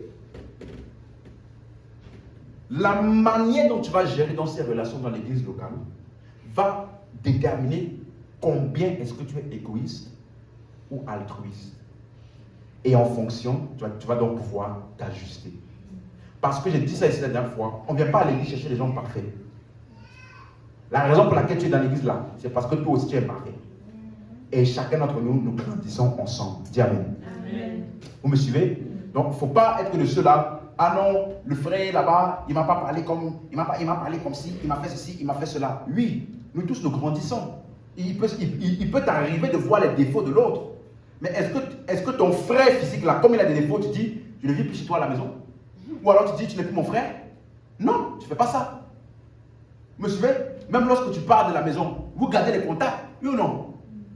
Donc ça peut te dire que cette liaison-là, à plus forte raison qui est éternelle, tu dois apprendre à rester et cohabiter, interagir avec les frères et les sœurs. Dis Amen. Personne sur la terre ne peut accomplir le plan de Dieu pour sa vie en tant qu'individu. Personne sur la terre ne peut accomplir le plan de Dieu en tant qu'individu. Chaque plan de Dieu nécessite des relations. C'est Dieu qui a conçu ça comme ça. Vous me suivez? Tu peux être point comme tu veux. Tu peux avoir le désir le plus intense et sincère de marcher selon les plans de Dieu pour ta vie. Si tu es solitaire, tu ne pourras pas les accomplir. Pourquoi? Parce que Dieu, dans son plan, un des outils et des atouts les plus importants pour ces desseins-là, il a décidé et conçu que cela va se faire par des relations. Voilà pourquoi, laisse-moi te donner un conseil. Avec ma petite expérience dans la vie chrétienne, laisse-moi te donner un conseil. Tes ressources en termes de relations surnaturelles sont beaucoup plus importantes que tes ressources financières. Ou si tes biens matériels, là, tu as beaucoup de biens matériels, mais tu as peu de relations. Vous me suivez? Tu dois valoriser beaucoup plus les relations que les biens. si tu dois te dire, est-ce que je suis en train d'avancer vraiment? Est-ce que je suis en train de réussir? Est-ce que mon patrimoine s'agrandit? Regarde ton patrimoine relationnel avant de regarder ton patrimoine matériel. Parce que c'est un atout qui est indispensable pour accomplir le plan de Dieu pour ta vie. Parce que laisse-moi te dire, il y a des endroits où Dieu t'attend, que pour arriver là-bas, tu ne pourras pas arriver là-bas par toi-même. Il faut que quelqu'un t'introduise. Il y a des personnes auxquelles tu ne pourras jamais accéder par toi-même, aussi important que tu le sois. Vous me suivez? Aussi talentueux que tu le sois. Il faut que quelqu'un t'introduise. Amen. Amen. Donc, c'est important de valoriser ces relations-là. Voilà pourquoi, même quand Dieu, Genèse 1, 28, on va voir un exemple. Genèse 1, 28. Alléluia. Genèse chapitre 1, verset 28. Dieu a donné un plan ou une mission à l'homme. Il avait un plan et une mission pour l'homme. Amen. Dieu les bénit. Et Dieu leur dit, soyez féconds, multipliez, remplissez la terre et l'assujettissez et dominez sur les poissons de la mer, les oiseaux du ciel et sur tout animal qui se meut. Soyez comment? Féconds. Si Adam était tout seul, et il allait pouvoir accomplir ce plan, être fécond et multiplier, remplir la terre, il allait faire comment? Il avait besoin d'Ève. Vous suivez? Il avait besoin de qui? Donc ça veut dire que même si Dieu t'a parlé à toi seul,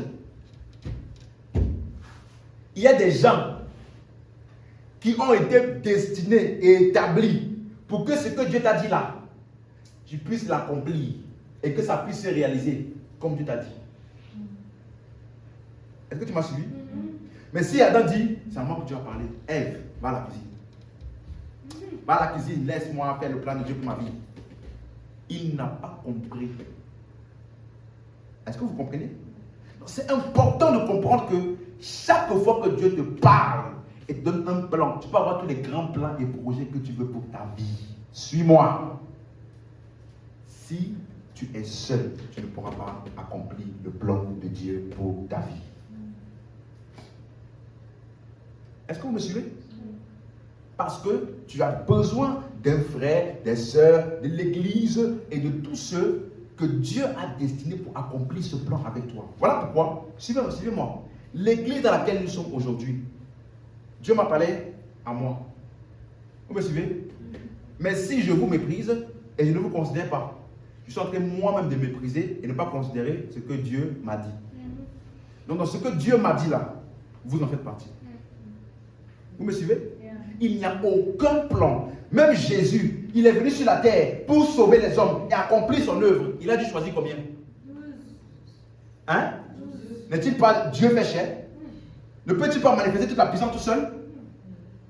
Mais dès que tu es homme et que Dieu a un plan pour toi, sache que les relations surnaturelles sont indispensables. Dis à quoi, amen à ça. Donc, c'est primordial de comprendre. Hébreux chapitre 10, verset 24. Hébreux chapitre 10, verset 24. L'église est le lieu des relations surnaturelles. Hébreux chapitre 10, le verset 24. Alléluia. On a trouvé? C'est bon? Ok. La Bible dit, veillons les uns sur les autres pour nous exciter à la charité et aux bonnes œuvres. Dans la version Second 21, il dit pour nous inciter. Dans la version Semeur, pour nous encourager mutuellement. Donc il dit veillons les uns sur les autres pour faire quoi? Pour nous encourager, pour nous motiver. Parce que dans la vie là, il y a des moments où tu as besoin d'être encouragé, motivé. Vous me suivez? Pas par toi, hein? Par quelqu'un. Donc veillons les uns sur les autres, pourquoi? Pour nous inciter, nous motiver à la charité ou à l'amour et aux bonnes œuvres. Mais de quelles œuvres parle-t-il ici? Verset 25. Verset 25. N'abandonnons pas notre quoi? Comme c'est la coutume de quelques-uns. Mais exhortons-nous comment? Réciproquement, et cela d'autant plus que vous voyez s'approcher le jour. Donc, plus l'avènement du Seigneur est proche, plus nous devons prendre en considération les rassemblements. Et en tant que membre de l'Église, qui est engagé activement dans l'Église, tu dois te préoccuper de ton frère et de ta soeur. Tu dois veiller à l'exhorter à être là. Tu dois veiller à l'exhorter. N'abandonnons pas notre assemblée. Ça là, c'est une instruction apostolique. Ce n'est pas un conseil. C'est une instruction apostolique. Vous me suivez? Donc si tu veux accomplir le plan de Dieu pour ta vie, pas tes plans à toi, le plan de Dieu pour ta vie, il faut que tu sois dans une église locale et que tu t'y engages activement. Si tu veux être sûr, maintenant je peux redire ce que j'ai dit tout à l'heure, d'accomplir le plan de Dieu pour ta vie. Parce que ce plan-là inclut d'autres personnes avec lesquelles tu es lié de manière surnaturelle. Et ces autres personnes-là, en grande majorité, tu vas les rencontrer dans l'église locale. Vous me suivez? Vendredi, on va voir comment Timothée, par exemple. La Bible dit que Timothée, il est né de nouveau par la foi, il a eu la foi comme son aïeul et comme sa mère. Donc il était dans ce qu'on appelle l'église familiale. Vous me suivez? Jusqu'à ce qu'il rencontre Paul.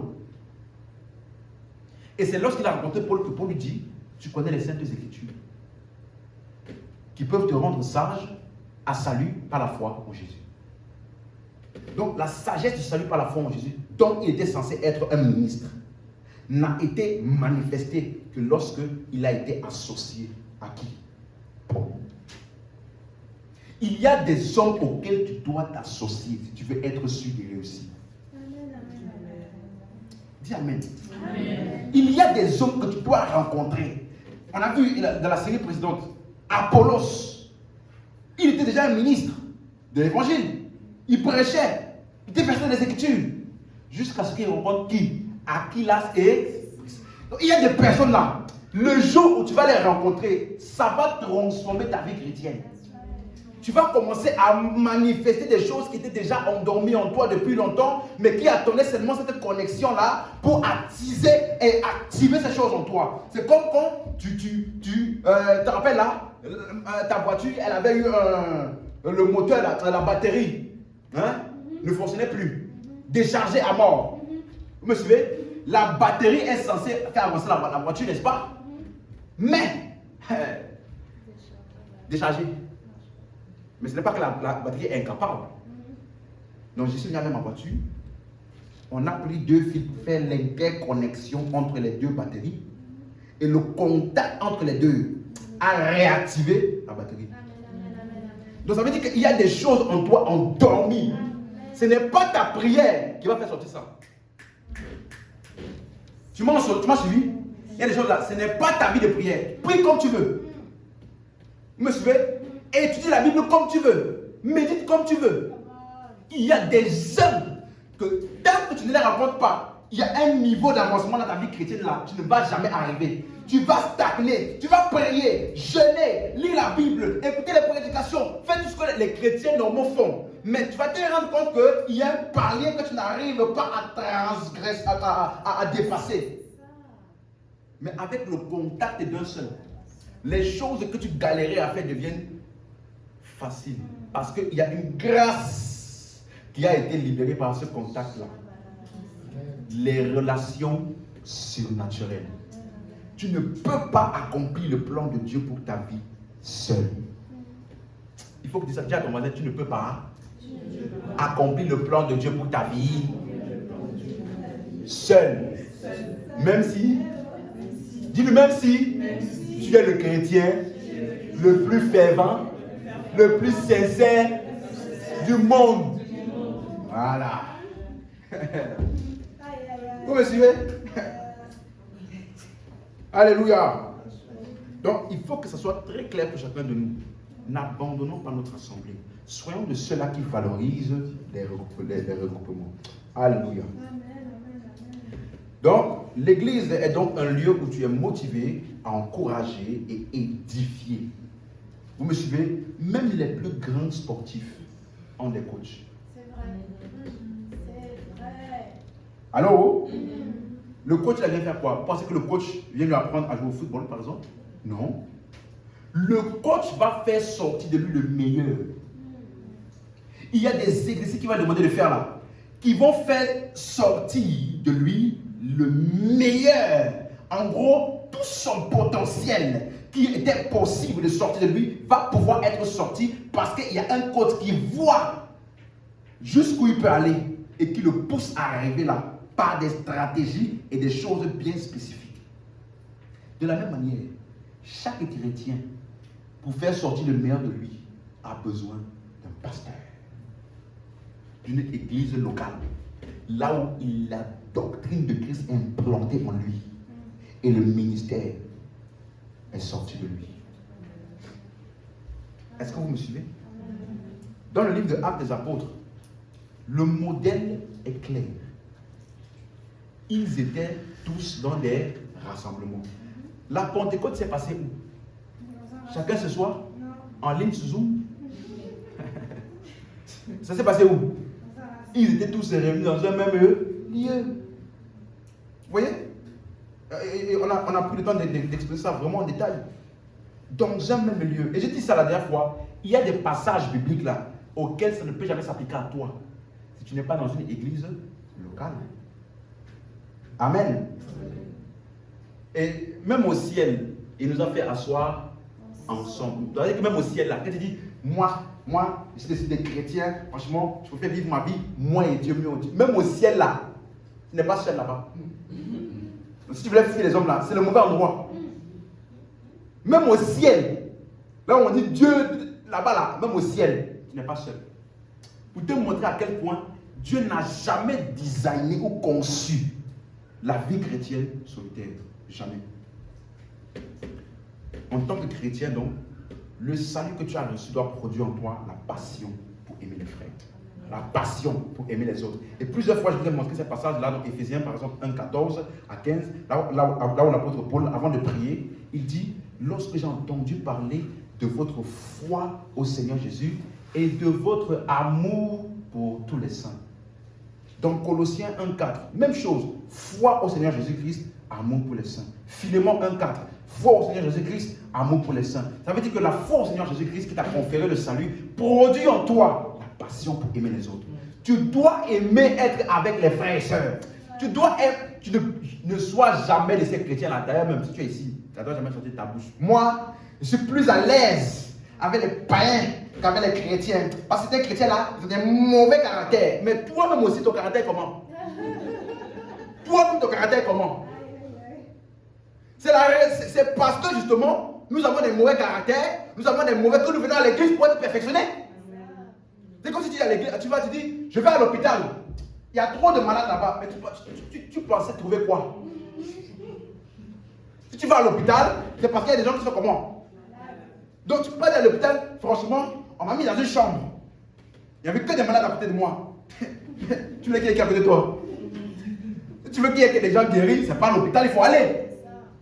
Donc l'église est le lieu où les enfants de Dieu qui ont reçu la nature de Dieu, ils maintenant grandissent dans la manifestation et la marche chrétienne. Donc c'est normal que certains d'entre nous, on a encore certaines manies, certains défauts et certains déboires. C'est normal. La ponction dans laquelle on vient à l'église, franchement, tu n'attendais pas ça de lui. Tu n'attendais pas ça de... Mais bien aimé, tu attendais quoi? Si tu es plus ancien dans la vie chrétienne, ouvre un passage pour moi, Galates 6, verset 1. Galates chapitre 6, verset 1.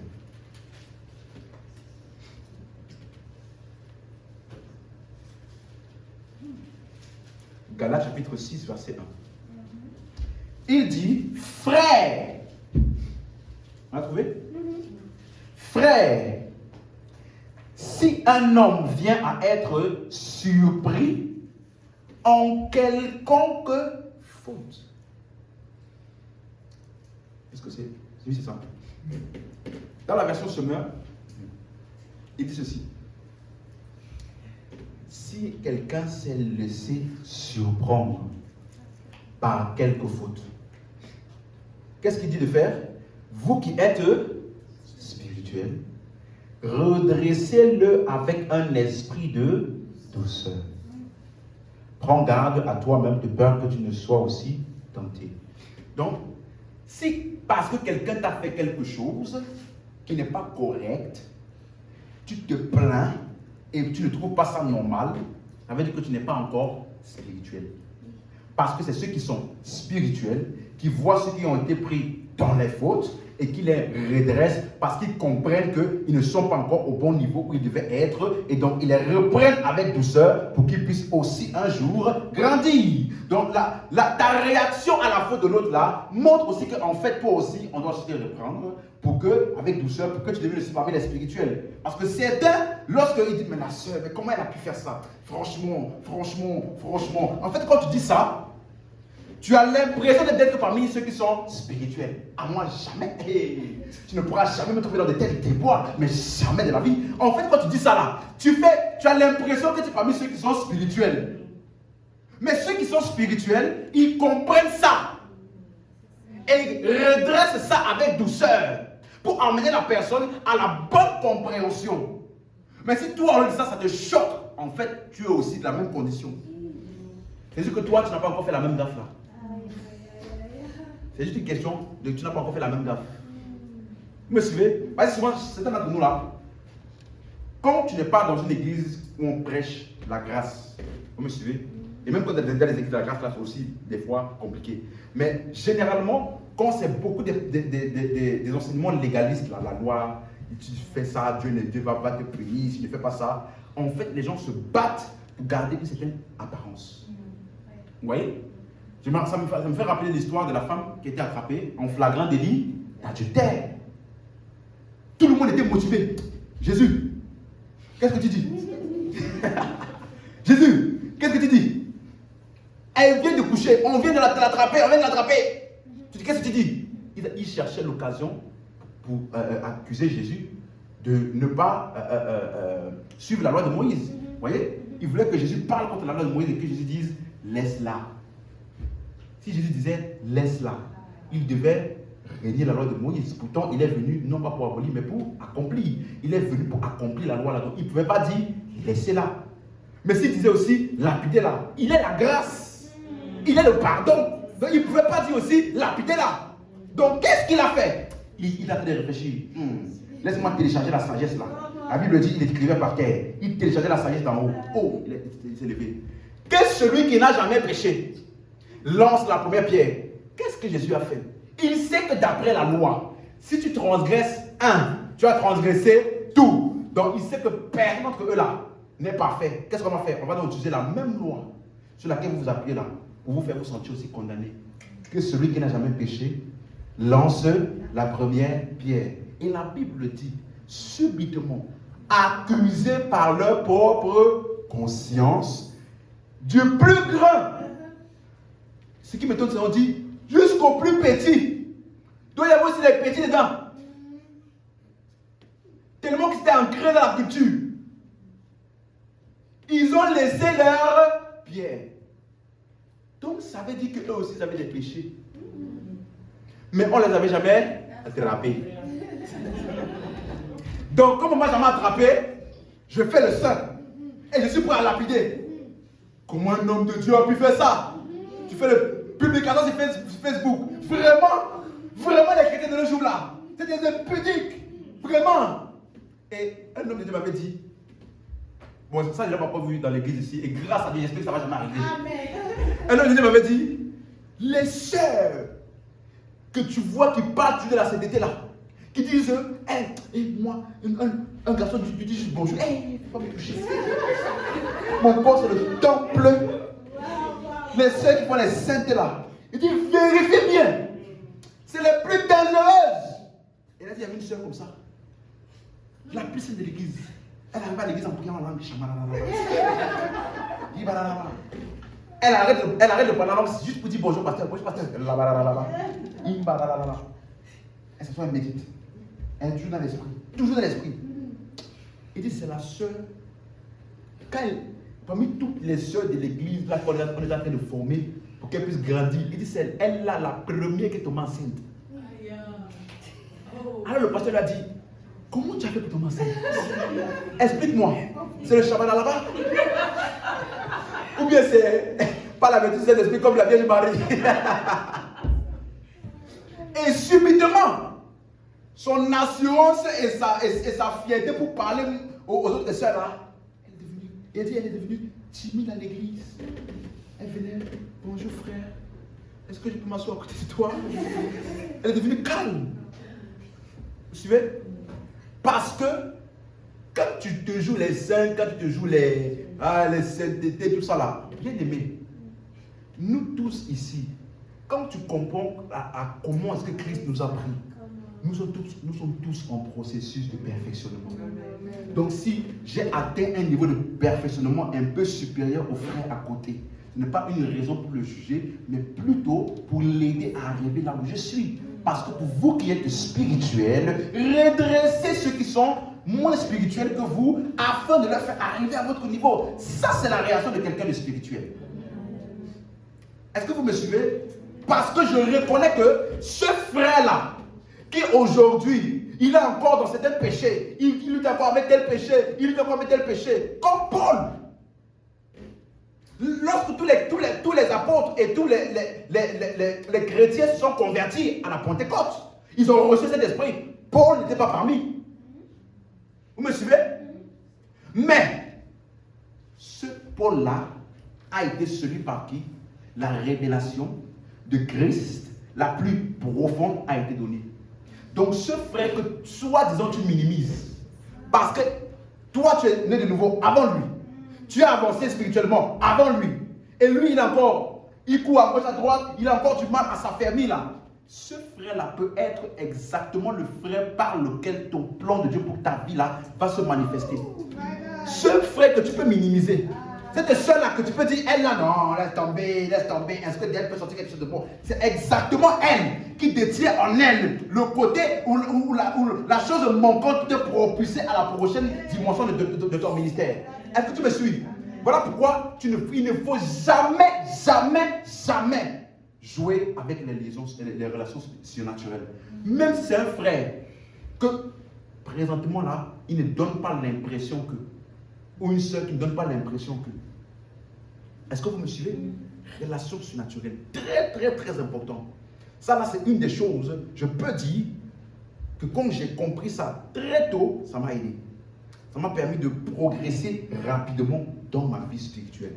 Parce que j'ai toujours été en contact avec ceux qui étaient beaucoup plus avancés que moi et ils m'ont propulsé à faire des choses que par moi-même je n'aurais pas eu autant d'audace, autant de zèle, autant de discipline et de ferveur. Alléluia. L'homme que vous voyez devant vous aujourd'hui est le résultat de plusieurs interactions avec beaucoup d'hommes qui ont façonné ce que je suis aujourd'hui. Est-ce que vous me suivez? Et donc c'est important de valoriser les relations surnaturelles. Et l'un des lieux les plus prééminents des relations surnaturelles, c'est l'église locale.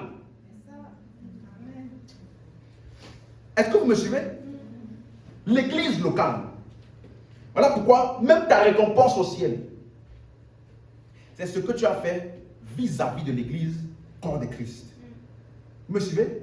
La Bible dit dans 2 Corinthiens 5:10, nous paraîtrons tous devant le tribunal de Christ. Vous me suivez?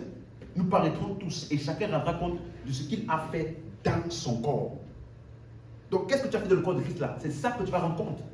Et ce sera ça ta récompense. Voilà pourquoi Paul dit, je maintiens mon corps assujetti afin de ne pas être reprouvé après avoir prêché aux autres. Vous voyez? C'est encore un des versets qu'on va te prendre pour t'embrouiller, pour te dire, tu as vu? Même Paul n'était pas sûr de son salut. Même Paul, il a dit, si je ne fais pas attention là, je serai reprouvé. Mais il faut lire le contexte. Allons lire ça. 1 Corinthiens 9. On va aider quelqu'un ici. 1 Corinthiens 9. Quand tu lis la Bible par portion là, tu tu es très très sûr de rater la compréhension. Verset 27. 1 Corinthiens 9, verset 27. Il dit quoi? Je traite durement quoi? Mon corps. Et je le tiens assujetti, de peur d'être moi-même rejeté après avoir prêché aux autres. Wow. Donc même Paul pouvait être rejeté. Et toi, tu viens de dire que nous, on est sauvés pour toujours. Mais de quoi Paul parlait-il? Verset 24. Ne savez-vous pas que ceux qui courent dans le stade courent tous, mais qu'un seul remporte le prix? Remportez quoi? Courez de manière à le remporter. Verset 25. Tous ceux qui combattent s'imposent toute une espèce d'abstinence, et ils le font pour obtenir une couronne corruptible. Mais nous, faisons-le pour une couronne incorruptible. Donc, ce que lui appelle couronne ici, est-ce le salut?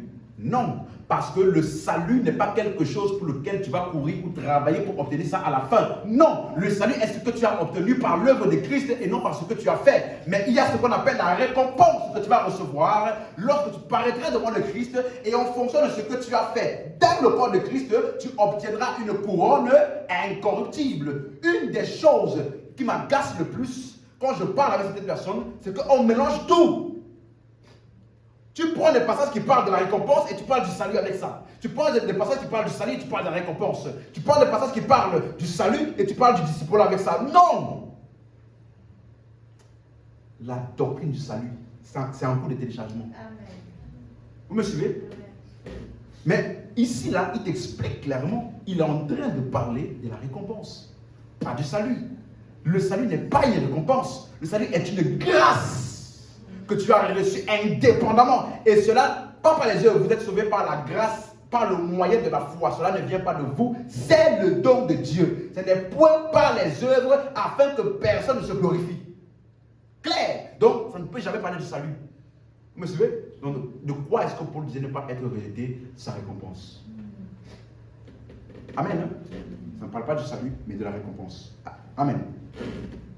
Et donc, je termine en disant donc, l'Église est le lieu donc où nous exerçons notre ministère.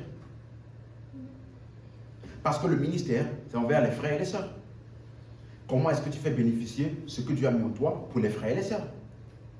Donc l'Église, si tu n'as pas d'Église, tu vas exercer avec qui? Tu vas édifier quel corps? Comment? Comment vas-tu d'abord être bâti, perfectionné, afin d'être apte pour l'œuvre du ministère? Comment? Donc, je t'ai dit ici, si tu veux être sûr de ne pas rater le plan de Dieu pour ta vie, tu dois faire partie d'une église locale et y être activement engagé. Vous me suivez? Parce que c'est ça qui va te former, c'est ça qui va te permettre d'être édifié, perfectionné pour l'œuvre du ministère. Et c'est sur cette œuvre du ministère-là que tu auras ta récompense.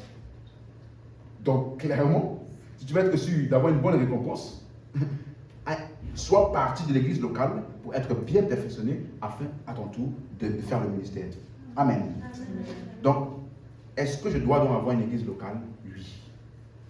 Et comment est-ce que je choisis l'église locale? La Bible, j'avais expliqué ici que quand les apôtres ont été persécutés, ils sont allés vers ce que la Bible appelle vers les leurs. En anglais, on dit leur compagnie. Ils sont partis vers leur compagnie. À quelle compagnie est-ce que tu appartiens? À quelle compagnie? Parce que l'église locale est le lieu que Dieu a conçu pour mettre l'ordre dans ta vie. Tu me suivez? Parce que c'est par les enseignements que tu reçois que ta vie est complètement mise en ordre. Tu sais ce que tu dois faire, ce que tu ne dois pas faire, comment le faire, pourquoi tu le fais et quel est le résultat que tu attends quand tu fais ce que tu fais. Tu n'es plus dans les ténèbres ni la confusion parce que Dieu n'est pas un Dieu de désordre, de confusion, mais de paix. Est-ce que vous me suivez? Donc, comment est-ce que je choisis une église locale pour m'y établir? Je commence maintenant et je termine vendredi. C'est l'église où tu as reçu le salut et où la parole de Dieu est prêchée en priorité. Premier point. Deuxième point, c'est l'église et le lieu où tu grandis spirituellement. Ça veut dire que tu peux recevoir le salut dans une église.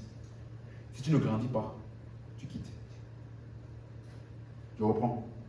Tu peux recevoir le salut dans une église. Tu peux même avoir reçu guérison là-bas, il y a tout ce que tu veux.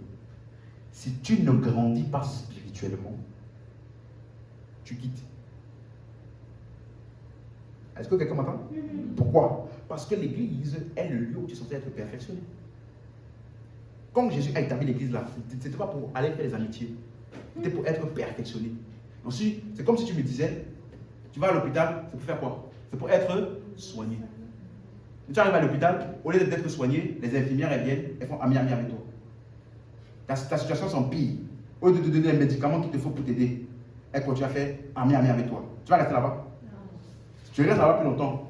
Tu étais petit, venu avec petit palu. Ça va se transformer en choléra, malaria. Vous me suivez? Donc, l'église, quand tu vas là-bas, tu sais ce que tu es censé trouver dans l'église. Le perfectionnement, la croissance spirituelle par la parole de Christ. Donc, si après avoir été dans l'église, je ne grandis pas, je n'ai pas à rester là-bas. Est-ce que vous me suivez? Donc, on peut se lever. C'est le lieu où tu grandis. Le lieu où tu es perfectionné. L'église locale. Moi, je valorise les relations surnaturelles. Amen. J'espère que c'est clair pour quelqu'un. Tu te rends compte à quel point c'est pertinent et c'est important. La Bible nous parle même du fait que Moïse, qui était censé être celui par qui le peuple devait gagner la bataille, il était sur la montagne et les deux mains étaient levées. Quand ces deux mains étaient levées, qu'est-ce qui se passait? Le peuple gagnait. Le peuple gagnait. Le peuple gagnait. Vous me suivez? Ça veut dire qu'il y a des hommes par lesquels ta connexion avec eux là va déterminer la victoire dans ta vie. Amen. Vous me suivez? Quand les mains étaient levées, qu'est-ce qui se passait? Le peuple gagnait. Ce n'est pas la prière du peuple qui les faisait gagner. C'est les mains levées de Moïse. Et quand les mains levées de Moïse ont été fatiguées, Moïse lui-même a aussi eu besoin de deux personnes pour maintenir ses mains en haut. Donc Moïse, il ne peut pas se dire, je suis le seul que Dieu a appelé et sans moi, personne ne peut rien faire. Et non, lui aussi, il a besoin aussi d'être aidé. Vous me suivez? Nous sommes un corps. Donc chaque partie là a une force ou une grâce. Donc tout le corps doit tirer l'accroissement et l'édification. Donc qui que tu sois, ne laisse jamais quelqu'un te faire croire que toi aussi tu n'as pas la grâce de Dieu en toi. Ne laisse jamais personne te faire croire que le plan de Dieu pour ta vie n'est pas aussi glorieux. Ne laisse jamais personne te faire croire que Dieu ne t'a pas aussi appelé et qu'il ne compte pas également sur toi. Qui que tu sois, laisse-moi te dire, et j'entends l'esprit me souffler, laisse-moi te dire, même si actuellement là, écoute-moi, tu as encore un péché avec lequel tu es en train de lutter. Même si actuellement là, tu as encore des habitudes avec lesquelles tu luttes. Actuellement là, ne laisse jamais le diable qui compte te faire croire que parce que tu es encore à ce niveau-là, en fait, Dieu ne compte plus sur toi. Dieu compte sur toi. Amen. Il a aussi un plan pour toi. Et ce n'est qu'une question de temps. Est-ce que tu m'entends? Ce n'est qu'une question de temps. Reste ferme dans l'enseignement que tu reçois. Et sois constant. Alors, plus tu grandiras, plus Christ sera pleinement formé et le caractère de Christ sera manifesté. Et tu vas voir que les anciennes batailles seront très très facilement vilipendées par toi. Pourquoi? Parce que tu as reçu l'édification et la croissance qui te permettent d'avancer et d'aller encore plus loin que ce que tu pouvais faire au début. Alléluia. Lève la voix avec moi. Rends grâce à Dieu. Merci.